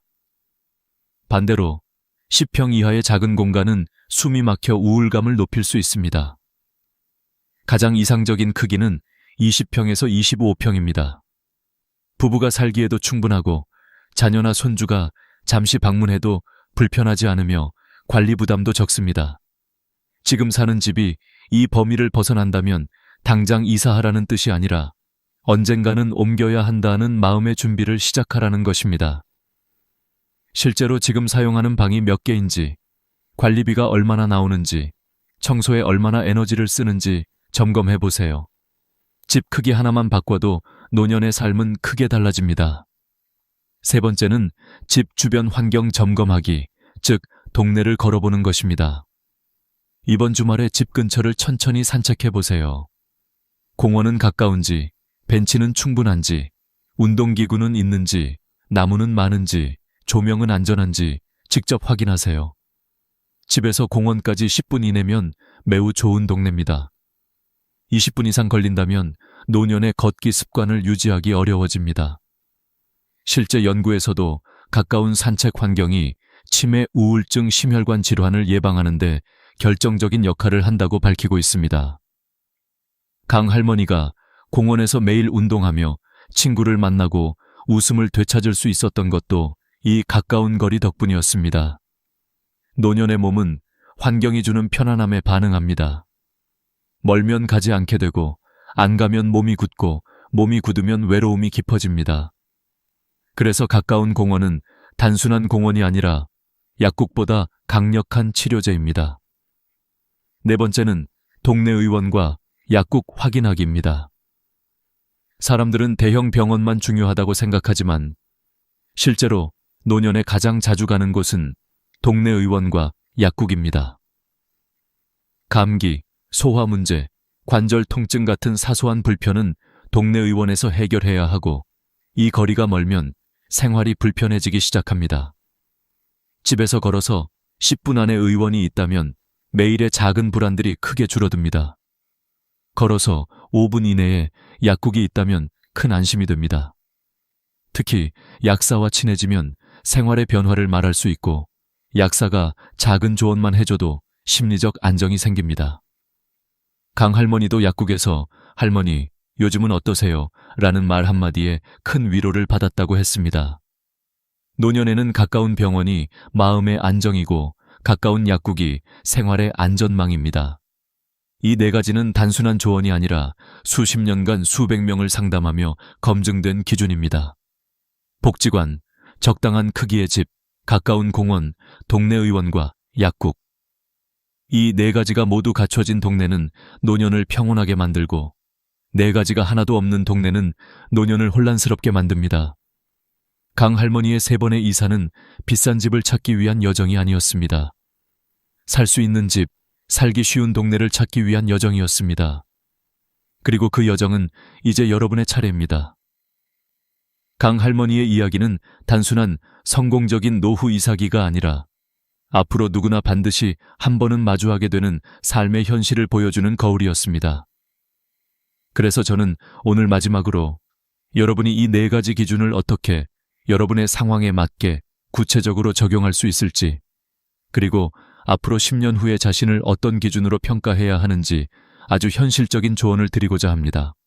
이 부분은 단순한 이론이 아니라 실제 상담 현장에서 수많은 어르신들이 선택을 후회하거나 성공했던 이유들을 바탕으로 만들어진 기준입니다.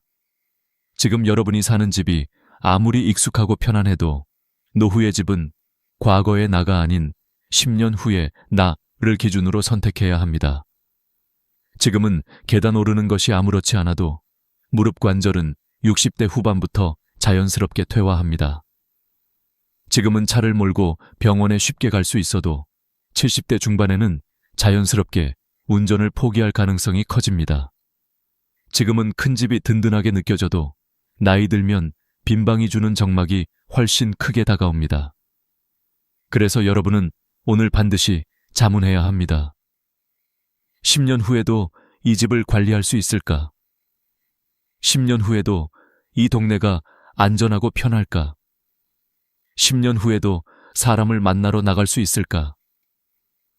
여기에 자신 있게 예라고 답하지 못한다면 지금부터는 준비가 필요합니다. 경제적으로 여유가 있는 분들도 마찬가지입니다. 돈이 있어도 복지관이 없는 동네, 공원이 멀리 있는 신축단지, 대형 병원만 가까운 동네는 노년에 오히려 불안과 외로움을 키울 수 있습니다. 반대로 돈이 많지 않아도 복지관, 공원, 의원, 약국이 모두 가까운 지역에 산다면 훨씬 탄탄하고 건강하게 노년을 보낼 수 있습니다. 실제 통계에서도 삶의 만족도를 결정하는 요소는 돈이 아니라 생활권 환경이었습니다. 특히 외로움이 걱정되는 분들에게는 한 가지 조언을 드리고 싶습니다. 외로움은 집안에서 해결되지 않습니다. 외로움은 사람이 보이는 곳에 있을 때 자연스럽게 줄어듭니다. 복지관, 공원, 동네 의원이 가까운 이유가 바로 여기에 있습니다. 이곳들은 단순한 장소가 아니라 사람을 만날 가능성입니다. 사람을 한 명이라도 더 보는 환경에서 사는 것이 바로 노년의 질을 높이는 진짜 핵심입니다.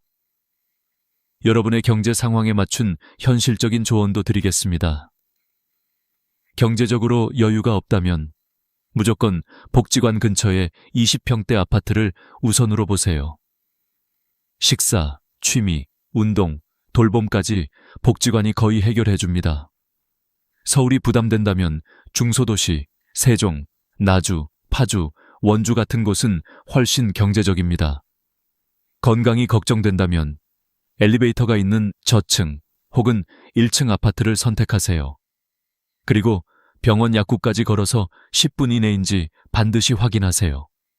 외로움이 걱정된다면 커뮤니티가 활발한 아파트를 선택하세요. 경로당 프로그램, 주민동호회, 정기 모임이 있는지 관리실에 문의하면 알 수 있습니다. 활동적인 성향이라면 주상복합이나 도심형 신축도 괜찮습니다. 젊은 사람들과 섞여 사는 것만으로도 활력이 생깁니다. 혼자 사는 1인 가구라면 반드시 복지관 생활권에 있는 아파트를 선택하세요. 혼자 살수록 이웃과의 관계가 생존의 문제입니다. 여기에 더해 저는 철학자들의 지혜도 함께 전하고 싶습니다. 공자는 안거이인 엔주어린이라 말했습니다. 편안하게 살 수 있어야 사람답게 늙을 수 있다. 노자의 소국과민, 저곡과민은 단순한 삶이 최고의 삶이라는 뜻입니다. 맹자의 지리불여인화, 디리부르린흐는 가장 중요한 건 결국 사람이라는 뜻입니다. 아무리 좋은 집도 사람이 없다면 외롭습니다. 아무리 화려한 동네도 나를 불러줄 곳이 없으면 의미가 없습니다. 노후는 결국 사람이 보이는 곳에서, 내 몸이 편안한 곳에서 행복해집니다. 강 할머니가 그 사실을 찾아내기까지 3번의 이사와 수천만 원의 손해가 필요했지만 여러분은 같은 길을 다시 갈 필요가 없습니다. 이미 기준을 들으셨으니까요. 마지막으로 오늘 꼭 해주셨으면 하는 일이 있습니다. 작은 노트를 하나 꺼내서 이렇게 적어보세요. 1. 우리 동네 복지관은 어디에 있는가? 기. 지금 집 크기는 적당한가? 3. 집 주변에 공원 산책로가 있는가? 4. 집에서 병원 약국까지 걸어갈 수 있는가? 4가지 중 몇 개를 만족하시나요? 만약 4개 모두 만족한다면 정말 축하드립니다. 2-3개만 만족한다면 천천히 준비하는 단계입니다. 단 1개도 만족하지 않는다면 지금이 바로 계획을 세워야 할 때입니다. 여러분의 마지막 집은 단순한 건물이 아닙니다. 여러분의 남은 20년을 지켜줄 삶의 울타리입니다. 그리고 저는 여러분이 그 울타리 안에서 마지막까지 평온하고 따뜻하게 살아가시기를 진심으로 바랍니다. 오늘 영상이 여러분의 노후 준비에 조금이라도 힘이 되었다면 좋아요와 구독 부탁드립니다. 여러분의 작은 참여가 누군가에게는 큰 용기가 됩니다. 항상 건강하시고 다음 이야기에서 다시 찾아뵙겠습니다.